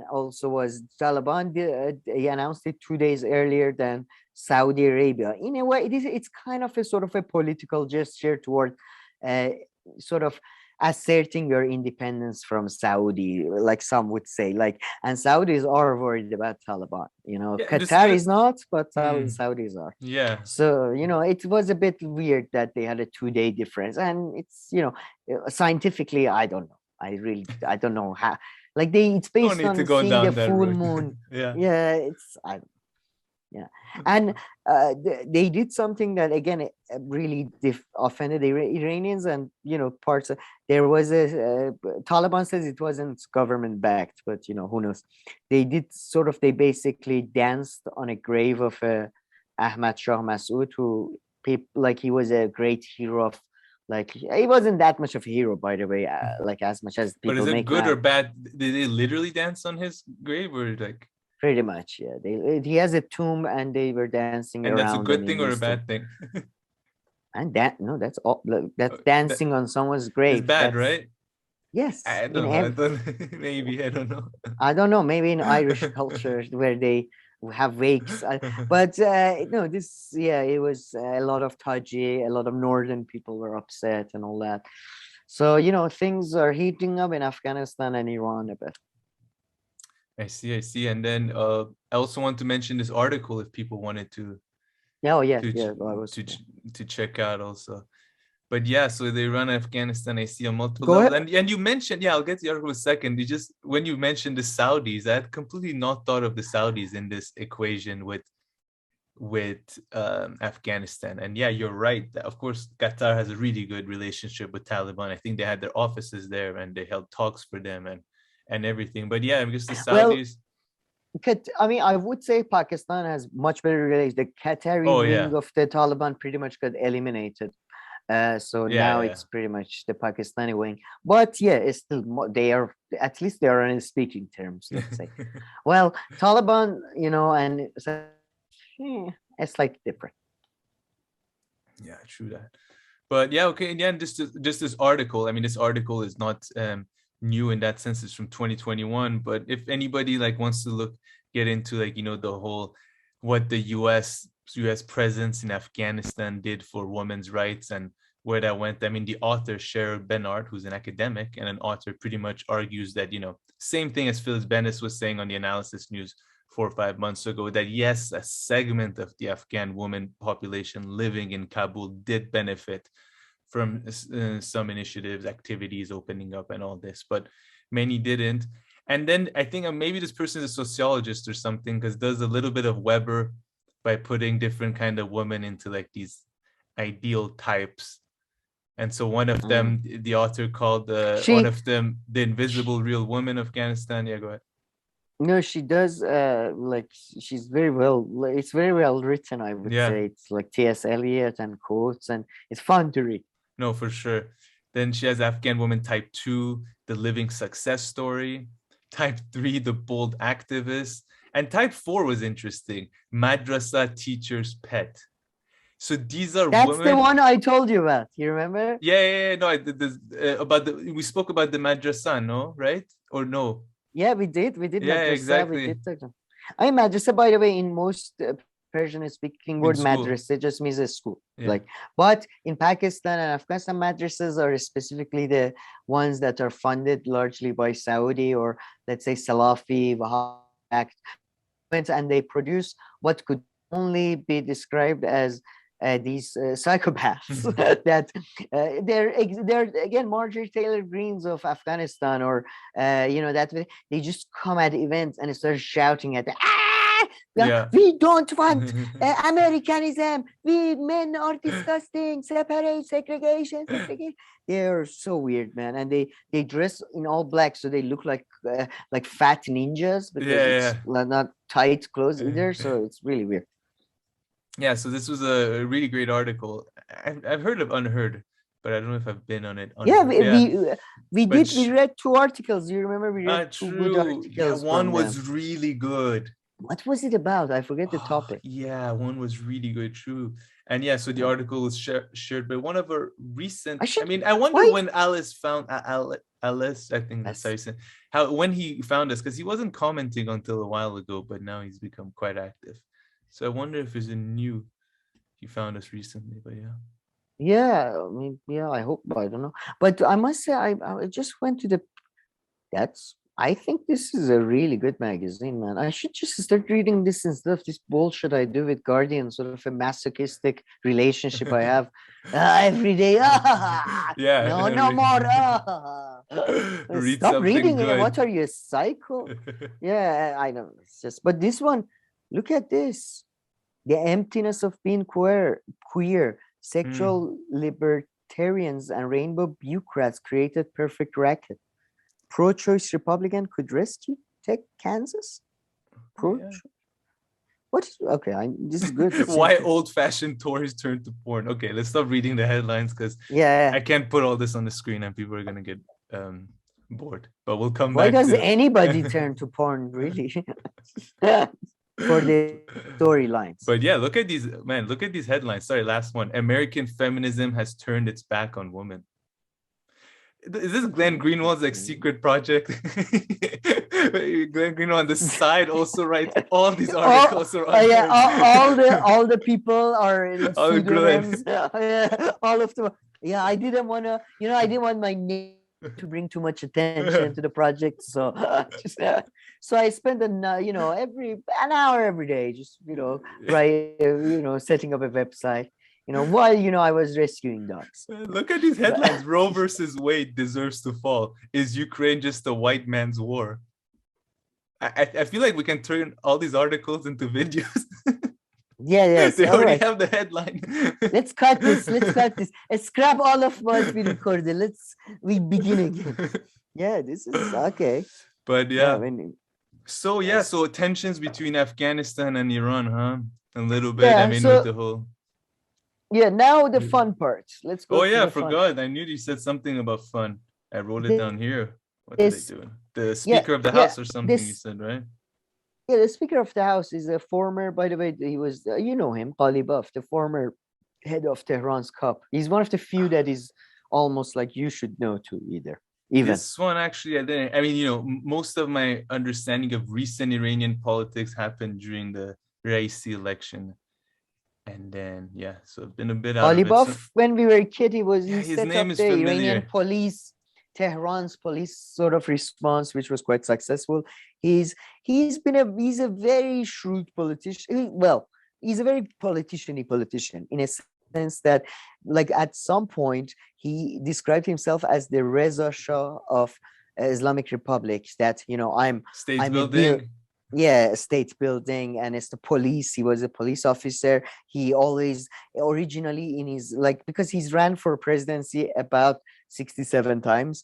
So Is it's a he lot the of same guy that yesterday you mentioned has ran for no, no, no, president? No, no. that's a different one. No, he has ran. He has ran in 3 digits number. Like we The are other talking guy. over. Yeah, we are talking over like 300, 300 type thing. Ghalibaf, poor guy, only 50, 60 times. That's it. But yeah, This century. yeah, only yeah. Ghalibaf original. I remember his first presidential campaign that he would like dress in a military. I think pilot thing, and in Iran pilots are the cool because in Iran it has the same relationship with pilots that America has. There were all these movies in 80s with people with sunglasses walking with the F-16s behind them because Iran has F-16s, so all that. So they love it, and he was interviewed by this modern guy with a normal shirt, not that typical sort of Islamic shirt, and he was like, yeah, I do this, I do that. And then he, over time, as these presidential elections he ran, he became far more conservative because that became his camp. He went to the Mashhad camp, the Khorasan camp I was talking part slowly became, he became a mayor of Tehran, and I must say, his mayoralship was just, the level of corruption is unbelievable. Yeah. But he did build a lot of shit. That's the difference. He's one of those corrupt people that does shit.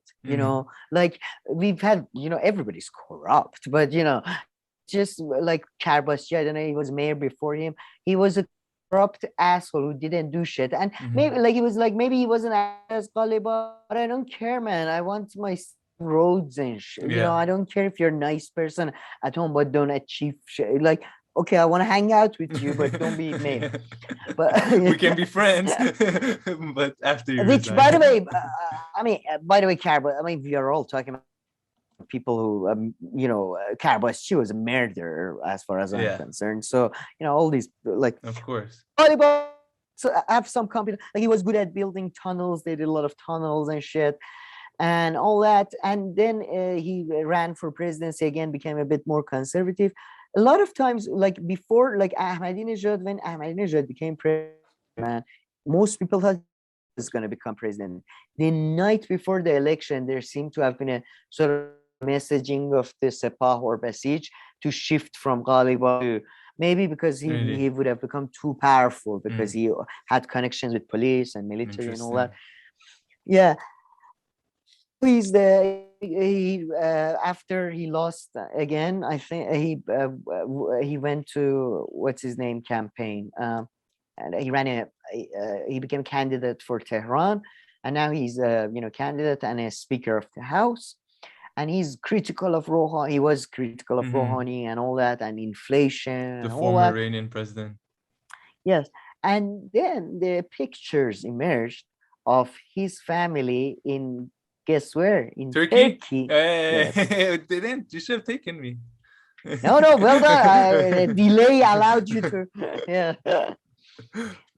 No, man. All I do is talk about Turkey. For some, my Instagram has been taken over by Turkey, but yeah. Yeah. Did you not meet them in any? Did you see them in any of the pictures? But yeah, they went there for their baby shower shopping, and this is in a country that has been in Iran that has been experiencing about 40% inflation, if not more.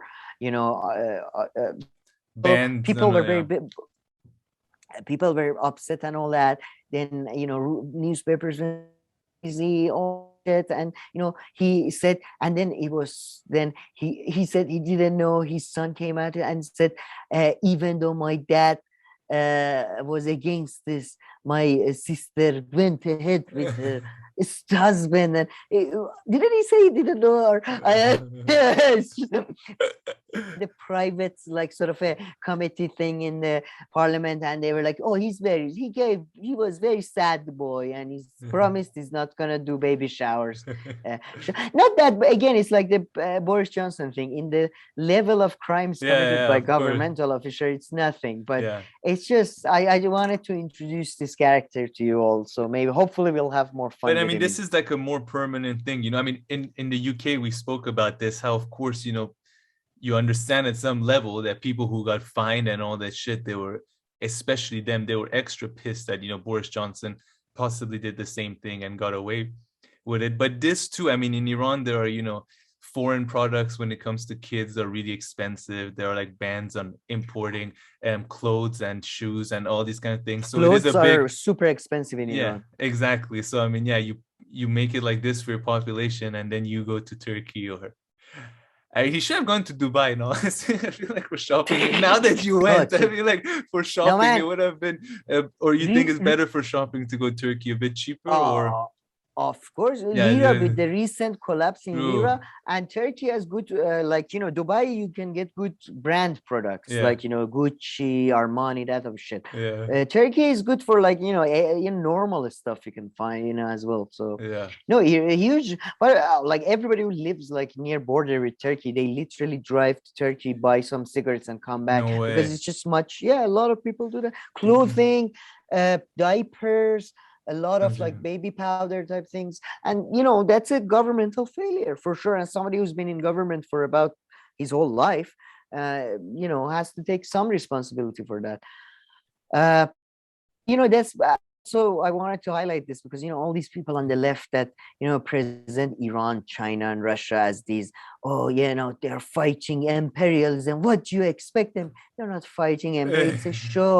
Yeah. It's a god.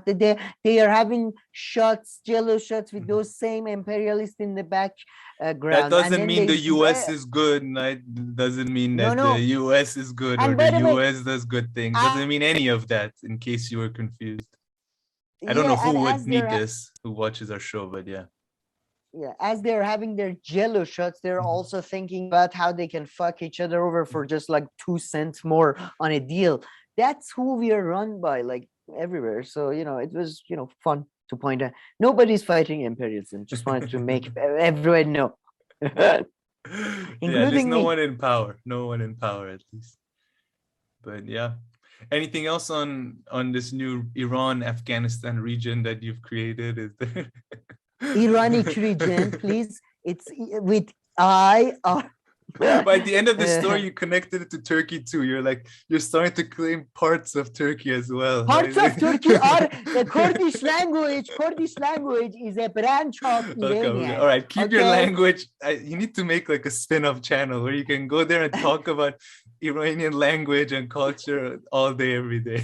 I feel my accent has been active. My accent level has gone up like 5 levels. But I need to say, I don't know if you know this, Kurdish. If somebody here runs an Iranian YouTube channel, just please invite Sam every now and then and take him off my hands when it comes in. Also, I would like to talk about Caucasus if you have time. Your favorite regions. But okay. Caucasus. Yes. No, I'll control myself, whatever.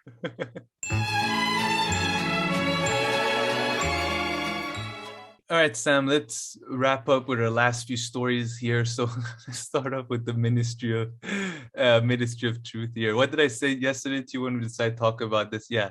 Is this even a real thing, or is it like a kind of press release thing that for some reason the Biden and stuff thought it was true? But then I know there's been some funny incidents that have happened. So, but before getting that, I just wanted to get your take on this Ministry of Truth thing. It kind of sounds like something that they just came up for a second and then forgot about it. Not that it would be received badly among Democrats and mainstream people. I mean, a lot of them are pro-censorship, but just it's in the Department of Homeland. It's pretty serious. It's it's serious it's gonna be the what do you call it? The tattletale central sort of. Because it's advisory, so it's going to be like, I think this group is misinformation, so if you don't ban them, blah blah. So it's good. I assume it's going to be central that, or maybe even like they're going to pressure companies like done with PayPal and stuff. But I do believe, again, a lot of people, like, I'm rereading Orwell, as people know. I haven't finished it yet because in 1984, Orwell's book sales must have skyrocketed in his early months, because everything that everybody sees goes back to Orwell. Orwellian, yes. And again, I don't recall in Orwell during one of the telescreens type things, one of the governmental officials appearing singing songs from Mary Poppins to you. You know, supercalifragilisticexpialidocious, is anything precious. What is going on? Like, this is what exactly I mean about the fact that people don't understand fascism. Fascism doesn't come with military boots. It usually comes through, the singing and it's So like you're a cult. referring- It's like these Yeah. hippy dippy cults that, hey, we are all love each other, but then David Kirsch gets to all of us, and I mean, David Kirsch was a nice one relatively to Jamestown people and all that. So I mean, again, Orwell wrong. And like, this is what happens when like dictator, because as somebody who's lived in a country that is slightly more, I wouldn't call it dictatorial, but I've been to like Dubai, Iran, all these places. It doesn't work like they are in they have chosen the most ludicrous person. Like, this is like, Yeah, so how? you're referring to singing, you're referring to what? Like the person who's made the head of this Ministry of Truth, right? So she has a video. Is it recent or is it resurfacing? Because I heard about it, but No, I it's didn't look resurfacing. into. It's not, I don't know if how old, it's not that old. She's referencing Rudy Giuliani's stuff and all that. And she's using a great song from a fantastic movie, one of the most realistic depiction of, how British society, works, and, the relationship between, as in Britain, when you're 5, 6, flying nanny comes. And she helps your father overcome his sort of he works too much and all that, and there is somebody who is a working class man, not from England. He has an accent. Do you know about the Dick Van Dyke thing? I feel like no, I'm probably confusing with something else. No. Well, he's got one of the strangest British accents. Oh, hello, Mary Poppins. Oh, yes, well, yeah. And you get a word. Yeah, he comes. Oh yeah, no, and I don't know helps him at your all. family. Oh, he's a great actor, by the way. Amazing actor. I love him and all that. A great comedian, but not great at British accents. It's very old. I'm doing like jokes that I don't think even like. You have to be above, I think, 50, 40 to get some of this. It's like But half anyway, our audience. yes. Oh, is it good? All right, that's I'm fine with. All right, but yeah, they chose this ridiculous person as this head of Ministry of Truth, and then there was a hearing, and then they trotted out what I could only describe as a sort of a a store brand knockoff cheap version of like Lex Luthor, sort of not quite fat, but a slightly fatter than Lex Luthor, and not like, again, knockoff version of Lex Luthor or Jeff Bezos came to defend her, and and then in an interview they asked him about her videos and all that, and in a Senate hearing, imagine getting owned by a Republican like senator. Like, this is a congressperson. It must be the lowest, like, like you must feel like shit. Seriously. And the congressperson, man, that or senator, the Republican one was like, have you seen her TikTok videos? Did you know about those TikTok videos? And he's like, sir, let me say, they are quite precocious, and he's throwing shade like a motherfucker. And then, yeah, he's like, oh, senator, she's gonna be bipartisan. And then somebody's like, have you noticed that she said that Hunter story is a hoax and is Russian misinformation? And, yeah, but from now on, she's promised. She's made a pinky promise to me. I didn't know about, by the way, I didn't know about any of this before I made my decision, which gives you great confidence. Seriously. when they're going to information. I wonder how much research they're going to put in that for electing their CEO, their head, whatever. They put this level of effort, That's okay. I didn't check a TikTok thing, but I promise you, I did. I guess scroll through her Instagram. That's like, I may have not read her CV though. That may have not happened. All right. So he got fucking owned by the Republicans, and I mean, if you can become Lex Luthor, at least have again Lex Luthor very competent at being evil, like very competent. But yeah, I must say though, I did used to. I tried and I did successfully sort of memorize this song. Yeah, no, good job. Seriously. That's impressive. Okay. Like I don't understand lyrics. Like, I mean, I have this problem where like me too. I don't grasp it. Like it literally like the words, I'm like, I don't know what this person just said. There's like five songs that I can tell what the singer is saying in English. I'm not even talking about like any other different language. I must say you did. This was like a setup for you to sort of suddenly attack me and be like, what are you a 2-year-old? You're singing Mary Poppins songs. But all right, I take that. No, that's a reaction. No, all right. But your overall argument of the video of this segment. Before that, I agree. Lyrics, like memorizing for me is the hardest shit. But I did memorize this just because I wanted, because supercalifragilisticexpialidocious is the longest word in English, apparently. Damn. I wanted to impress my students. So I wanted to. And did you? Yes. I may have had to force it couple of. Anybody wants to ask me about the longest word? If no, okay. All right. No, but yeah, no, me, it's like, not even remembering, like I'll hear a song but I don't know what they're saying. I don't know. And I've seen people who don't speak a language and they're just like lip singing along with the song. I'm like, the person is like French or whatever and they learn and they understand every single word of English song. And it's not like someone who speaks English. You ask them 2 words and they literally don't speak English. I'm like, how did you grasp that? I don't know. This is really more interesting than no, seriously, no, because it's funny. I can't, for example, with French and stuff. I recently really good song. What is it? Achilles Come Down. I found it online. Really good song, man. And French, I cannot. Spanish, I cannot. Italian, I cannot. But like Scandinavian languages, I swear to God, like because I listen to this Viking or sometimes Icelandic music, I really like. I can, because they sing it slower or because there's more consonants or something, I can like repeat it. Yeah. Not very well at far more than like French. I can't. Like French, or Italian or Turkish. Turkish is pretty hard. Arabic, Turkish, very hard, man. Oh yeah. I don't know. Do you not find that with different languages? Yeah, different language. I mean, like with music, I struggle all the time. I mean, regardless of the language, really.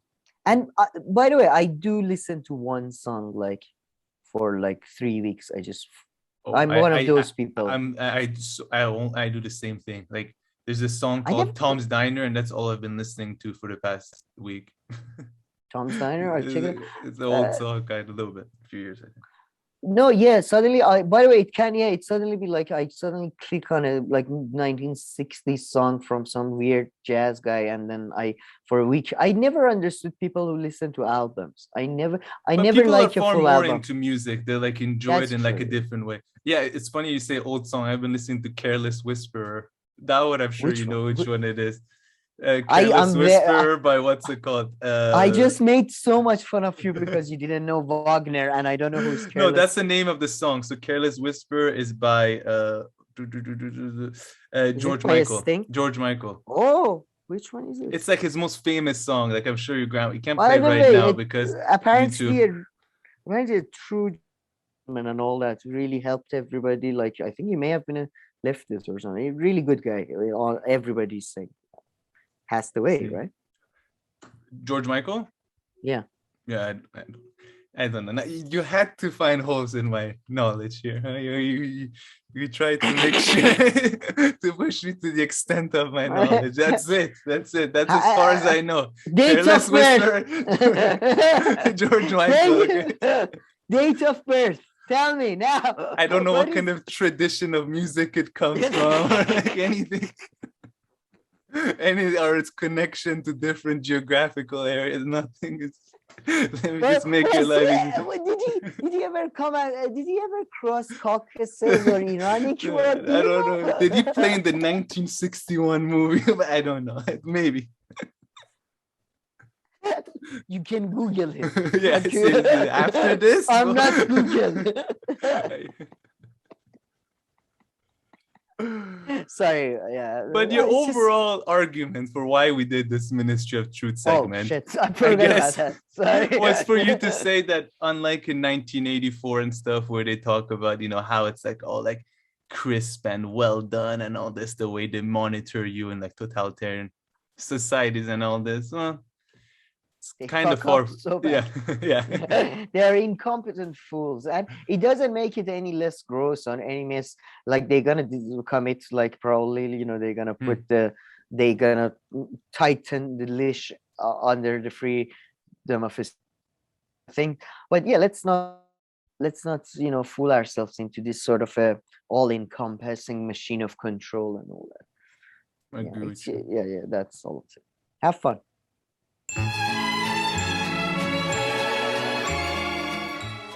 Okay, all right, Sam. So we're experiencing a little bit of internet issues, so maybe let's try to power through these stories a little bit. But yeah, the Dave Chappelle one, I saw Jimmy Dore made a video on it, and that's where I saw the video where this guy like football tackled him on stage. I don't know why, absolutely stupid. And actually, there's something interesting about that story that want to get into perhaps after. But then and then like the person was like caught by the security guard and all this, and he looked like he had kind of taken a beating and all this, which that part kind of made me uncomfortable. Or I mean, they grabbed him so hard that the guy's arm was, it looked like it was badly broken or dislocated, his shoulder. I mean, he did, to an extent, bring it on to himself, of course. He tackled someone on stage. There are going to be repercussions. But yeah, it should never. I just think that like this security and stuff, it's not, their job to go overboard, and they should just try to be, in general, as restrained as possible. I don't know what happened anyway. Maybe they were just trying to pull him off and the guy got his arm hurt. I was just saying that part of it. Didn't he have a fake gun? Yeah, apparently. Oh, yeah, true. Yeah, the fucking guy had a fake gun, apparently, and it was a fake gun. Well, but it turned into a knife, though. So, I mean, he did have a weapon, that's for sure. He turned it into a knife? Apparently, it was a fake gun that, like, if you press, like, those guns, you press something and the blade pops out? I thought it's like, light to, you know what I mean? Jesus. But so, to be honest, I can't say you're right about security guards should be professional and just try to de-escalate. But I understand. But I can't say I didn't enjoy that. I know. No, seriously. I mean, one thing from Jimmy Dore's video that really caught my attention, though, he showed these. I didn't watch Jimmy Dore's. Literally, people like put like tweets. Now these are threats. Now this, I think, is threats, and under like freedom of speech in the U.S., these are easily considered threats. But he was showing that some were like reacting to what what's his name had done, Will Smith had done, and they were like, the tweet was saying like, Dave Chappelle, you're next, and this should happen to Dave Chappelle. These sound like pretty straightforward cases of actual threats to me. But no, I'm just saying in this Twitter world where they go after everything, but these kind of stuff don't fall under their radar, or that's interesting. But that's why I am for actually having all users identified, and then if they make actual threats, you go after them. But you don't even need them to be identified. If you really want to track someone down, it takes 1 second. They just check the username with the IP address, and then that's it. Oh, but that's all right. Or I don't know. Well, we talk about that later. But I would say that I don't. I mean, on the story? No, it's just the connection between Will Smith and this thing. I don't think I think they both reflect the same violence and increased tensions within society. But the people who want to slap people I saw, because some people apparently are defending him because they say he's a copycat of Will Smith or something. What you're looking for an excuse, aren't you? No, my point wasn't. I saw that. No, I know your point wasn't. I'm just the people who say defend or it's because of Will Smith. Well, if it wasn't Will Smith, he would have found some other fucking excuse. People are looking for, take some responsibility. And Jimmy Dore himself, I remember pointing out in the previous videos how the past year and stuff he's been attacked and stuff. So it's not like Will Smith started the trend of people attacking. Again, Bill Burr's take on the whole thing was the best, man. I love Bill Burr. Yeah, so much. I like him too. He's so good. It's just he was like, all these people going, oh, now it's gonna become a thing, and every comedian, as if all the comedians have not been attacked, like just every drunk guy at a bar. But yeah, I mean, I haven't. To be honest, I haven't. I really, that's one of the things I love to visit America for, just comedy clubs and all that. Oh yeah. It's different atmosphere, imagine, from UK and Europe. Possibly, yeah. I've been to a bunch. The one you York, told me is pretty not very good. But yeah, some of them were good. Just some, but yeah, man. If you ever want to do that in New York, it's just comedy club after comedy club. That's sounds fun. Once I even saw, like, once there was actually someone relatively famous. I think it was, you know, that TV show where like they're like witches, Sabrina and the Witch or something, and it's like a cat. Sabrina the Teenage Witch. The Teenage Witch. I think this is just coming to me. I think like the aunt or something once was like part of them. So they were like, you know, they were like, it is what like. Are you talking about Catherine Heen? Yeah, I think the aunt of I mean, hold on. I don't know. Sabrina. I'll tell you right now. It'll be quicker. Right here, but no, Caroline Rhea. Caroline Rhea. How do you spell Rhea? Rhea. Rhea. Oh, she's Canadian too. I think, isn't it Rhea? I thought that's Rhea, maybe. I don't know. All right. I've seen her in some stuff, but I don't know what to be. Yeah, I'm pretty sure I saw her at a comedy club. But yeah, so many comedy clubs in New York, just one after the other, and some aren't like, they're not all like you know, newbies or anything like that. Yeah. I mean, especially the paid ones are usually not so. Yeah. No, sorry. Another digression. Yeah, no, I mean, but let's go through these stories. I mean, I don't know if you have anything else about Dave Chappelle, but if not, the Trevor Noah thing and all that. Did you see that Chris Rock was there too and came on his stage and like hugged Dave Chappelle? No way, no. Yeah, it's just like, it's almost like a script, man. It's almost like it was very apparently. I read about it. I haven't seen the video, but that was the case. So yeah, that was that. But I mean, not only comedy format is kind of breaking down because people can't handle jokes anymore and they keep attacking people because nowadays words have become equal to actions, you know, which is sticks and bones. Remember that? May break my bones, but words will never hurt me. That used to be the case, but not anymore. So now sticks and bones hurt me, words more. Seriously. And politicians get threatened. Yes, threatened with like, I'm not going to give you extra job if you don't do what I like. That's a threat. Yeah. I mean, yeah, I guess. I mean, it's more a condition, but yeah. That was the funniest, man. That was one of the funnier things from the Nina. Yeah, they were threatened. And after they just like literally spit in your face. Like, yeah. So besides the format breaking down because people are attacking people on a stage, man, Daily Show. I mean, you weren't like me. Daily Show, especially when we were in Dubai. That was like my sort of, you know, it was so good. You know, it was like Chapo Trap House guys now. It was like suddenly I found an outlet for all the, you know, just, you know, somebody I was like, okay, I'm not fully mental. Like, just, you know, there are other people who sort of, and, you know, especially the early days, I loved the early days and all that. And now Daily Show has become basically, Trevor Noah has reduced it into this pathetic little propaganda. I mean that in the most negative colloquial way possible. This guy, man, is really, you're from South Africa, you used to work in UK in Apollo Theater, you used to have some fucking edge, my friend. What the fuck happened? Like, how much money do they pay you or they slap you with to slap the comedy out of you? Like, Jesus Christ, the White House Correspondents dinner, that was just wow. Yeah, no, I mean he did point out the mass hypocrisy, but overall, the ending, man. Do you know where you live? Huh? Even if that's free, you can say something about your Have you not seen that? The No, party in I White think House parts. Now that you said the mask joke, I think I heard it. I mean, I know what event that you're talking about, but with Trevor Noah, I know I didn't really watch it. And at the end, he goes on this thing about because it's with journalists and president. You live in a country. You have and every think about the journalists in Ukraine and the actions you make. You live in a country where you can say anything about your president, and you wouldn't get killed or stuff. Unlike the press in Russia and in stuff.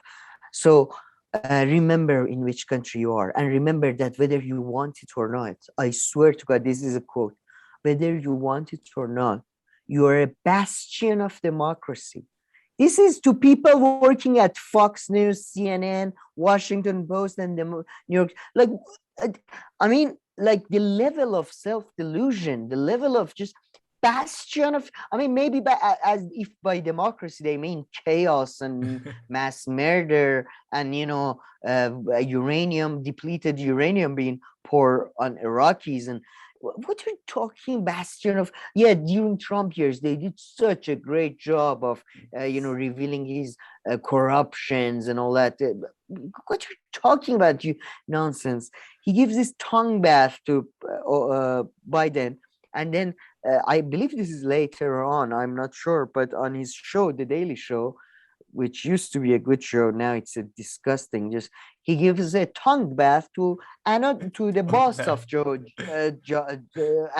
the boss of Joe Biden, one of his bosses, Bill Gates, who is increasingly, thankfully, being outed as the perverted monster, swamp monster that he is.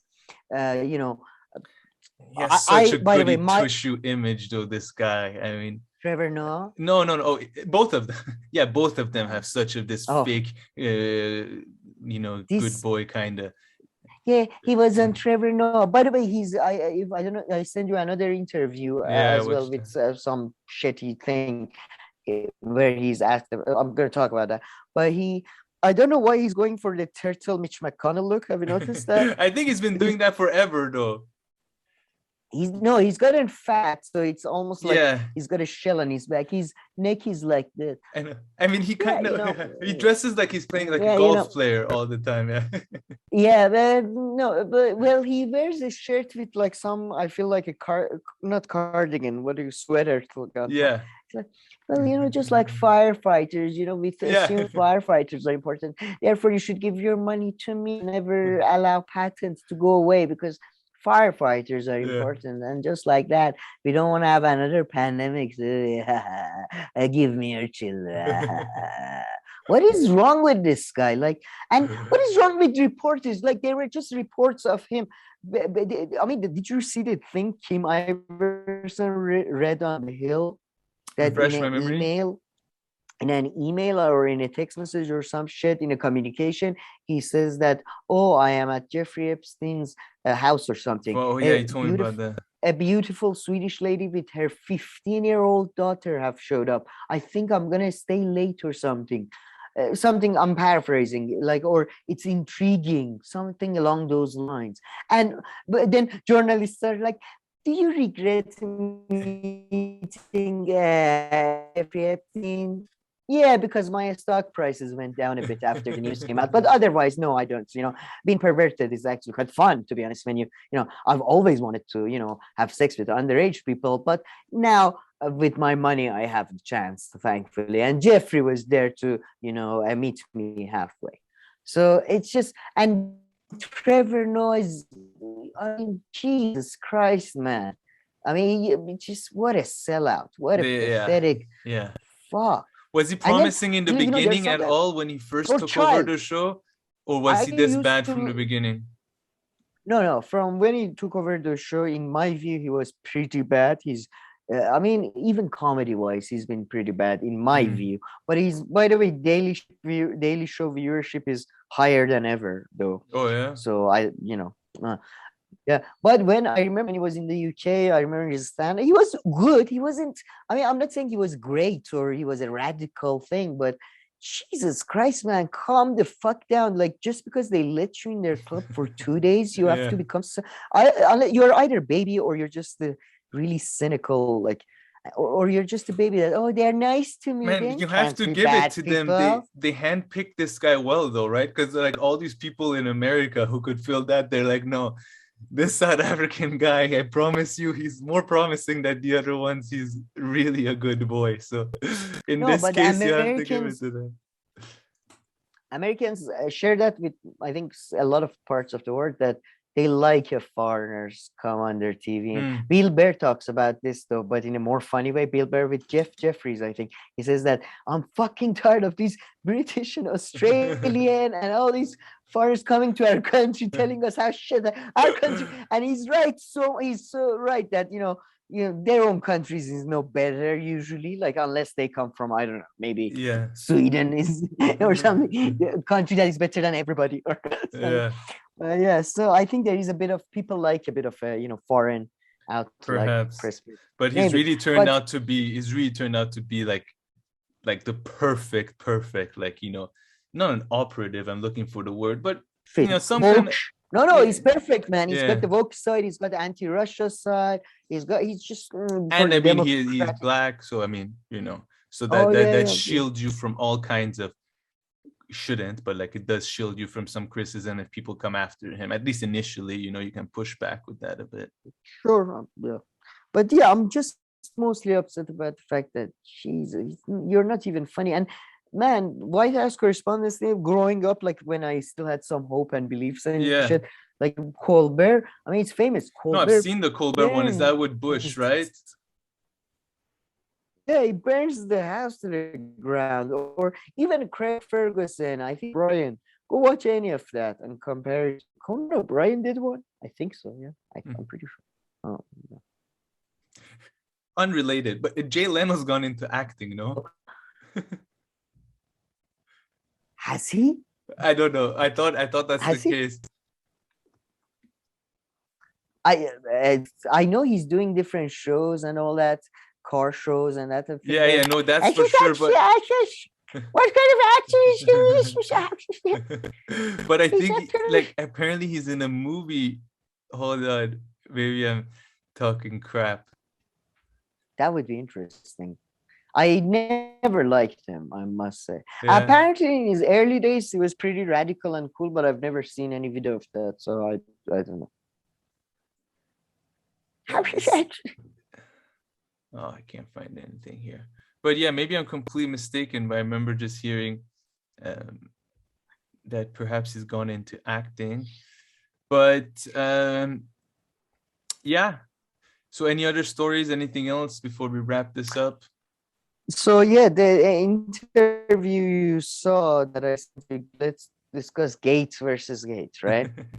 So man, Miranda Gates is just this is I can do a bit of a Hill segment here as well, because the Hill covered this, that Miranda Gates gave this interview that she talks about Jeffrey Epstein meeting with Bill Gates. She says that I was very upset. Oh no, Bill, why are you meeting with this pedophile?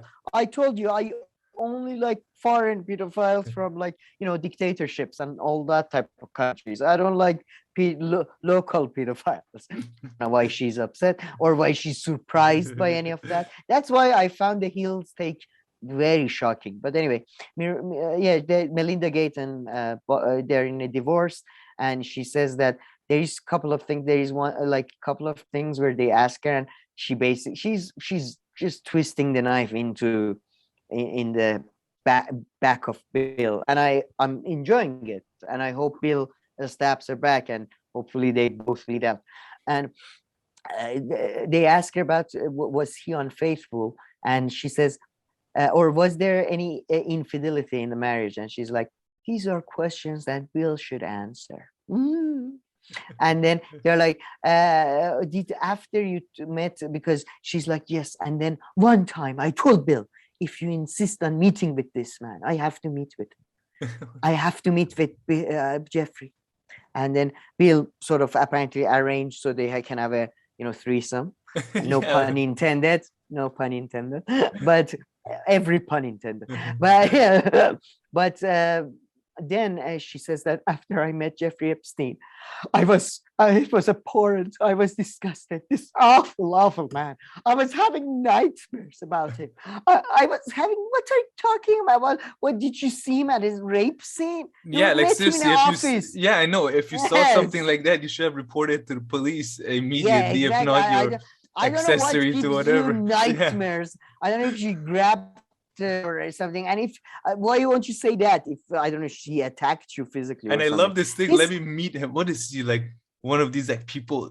I'll read him. I'll get his vibe. I'll get his energy. Like, well, no, yeah. But that's like, what I people found. can hide. Man, the Hill really disappointed me, especially Brianna Greyjoy, whom again I always say Take that back. Take that back. No, I have to say this. Sam, start it like this. Be like, with all due respect. With all due respect. With all the respect, but having said that, having said that, she first with Dave Chappelle, she's like, oh, I can understand there are certain criticisms of Dave Chappelle that are fair. No, there aren't. You don't like his show, don't watch it. He's not a politician. He's not a thing. Fuck off. Oh no, he talked about punching a lesbian in his show. Out of context, pulling a joke out. I'm sorry, but what the fuck? That one. And then with this, she's like, and all the other ones on the Hill, Robbie and Kim. Yeah, Melinda Gates saying that is so interesting. I mean, it's like she wanted to see, because it's understandable, because you want to see who your husband hangs out with. You know who Melinda and Bill, two monsters. They haven't had. Do you think this is has been ever a real marriage after they became super rich? This is a business contract, and she's trying to get as much money out of him in the marriage and divorce settlement as she can. This is not about Jeffrey Epstein had nights. What are you, children? Yeah. Like, just because she's an old lady, you believe her? She's as awful as Bill Gates, if not worse. It's like, I mean, according to Bill Gates and them, like everything that Bill Gates did outside of Microsoft, they were partners. Yeah. Sorry, I think we're saying the same thing. Yeah, no, yeah, exactly the same. According, the foundation was ran together, and which is at the heart of everything he does. A sick pedophilic racist. Yeah, exactly. Seems and like to me, a sick pedophilic piece of shit, monopolistic, sort of a, what else? I don't know. Turtle-looking motherfucker is no different from somebody who's tolerating all of that. I mean, yeah, if once you happens or something, you see somebody doing. Yeah, I'm not saying, like, I'm not trying to take the moral high ground of something. But she was next to him for all these years. Who do you think she is? She's equally, like, again, I keep going back to Chapo Trap House today. But Chapo, guys, I think Felix one time made this mistake that he loves the fact that they still think there is a bad guy and a good guy in a Bill Gates and Melinda Gates story. They're all bad guys. Yeah, I don't know. It was, but I'm hoping I'm hoping the fight between these two monsters will lead, at least maybe Bill will go to jail or some shit. This monstrosity. How many more people died because he lobbied, he contributed to lobbying against the US system is in a way that someone like him will never ever get in trouble. The global system, my friend, but yeah, no, I mean in other countries, I don't know, like in Saudi Arabia or something, like MBS put all those people, like, in kind of in the hotel and stuff. I just, like, in the US these kind of things would never happen, like, to someone like Bill Gates. Yeah, but everywhere in the world, if you have enough money and if you're just about as smart enough, you can always find an island somewhere. I mean, that guy, it's quite, just reminded me of the guy, Japanese, and some country from South America guy, the businessman who owned that car, who was the CEO of that car company, who was smuggled out to Lebanon. Oh yeah, and the American Toyota, stuff were the after him. French guy. Toyota. Oh, French. Sorry, French, Lebanese. Yeah, he was French Japanese Lebanese. Yeah, I think he just worked in Japan. Yeah, French Lebanese. No, he was. I thought he was half sort of Japanese, half Maybe. Lebanese type, and then I thought. So No, I he don't was know. definitely But French. anyway, but yeah, I think. he was a case of like getting away with, like America is after him, Japan is after him, like a lot of countries after him. Yeah. Unless he pisses off Sean Penn, he's fine.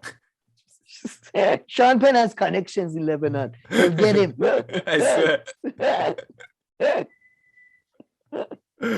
Or he calls up Hezbollah or something. Bring me this man. I just... You have 24 hours. They're like, what? Why only 24 hours? Okay, fine. 72. No more. CIA couldn't get to me. I am not the CIA. All right. Nice stuff. Good stuff. Anything else? No, I feel, we're done for today, no? Yeah, no, good. Your internet went bad for a second, so now it came back good. So I'll take this opportunity to thank everyone. Please leave your comments, questions, criticisms down below. We'll make sure to get to them. If not, please like and subscribe, and we'll see you in our next video. Thank you.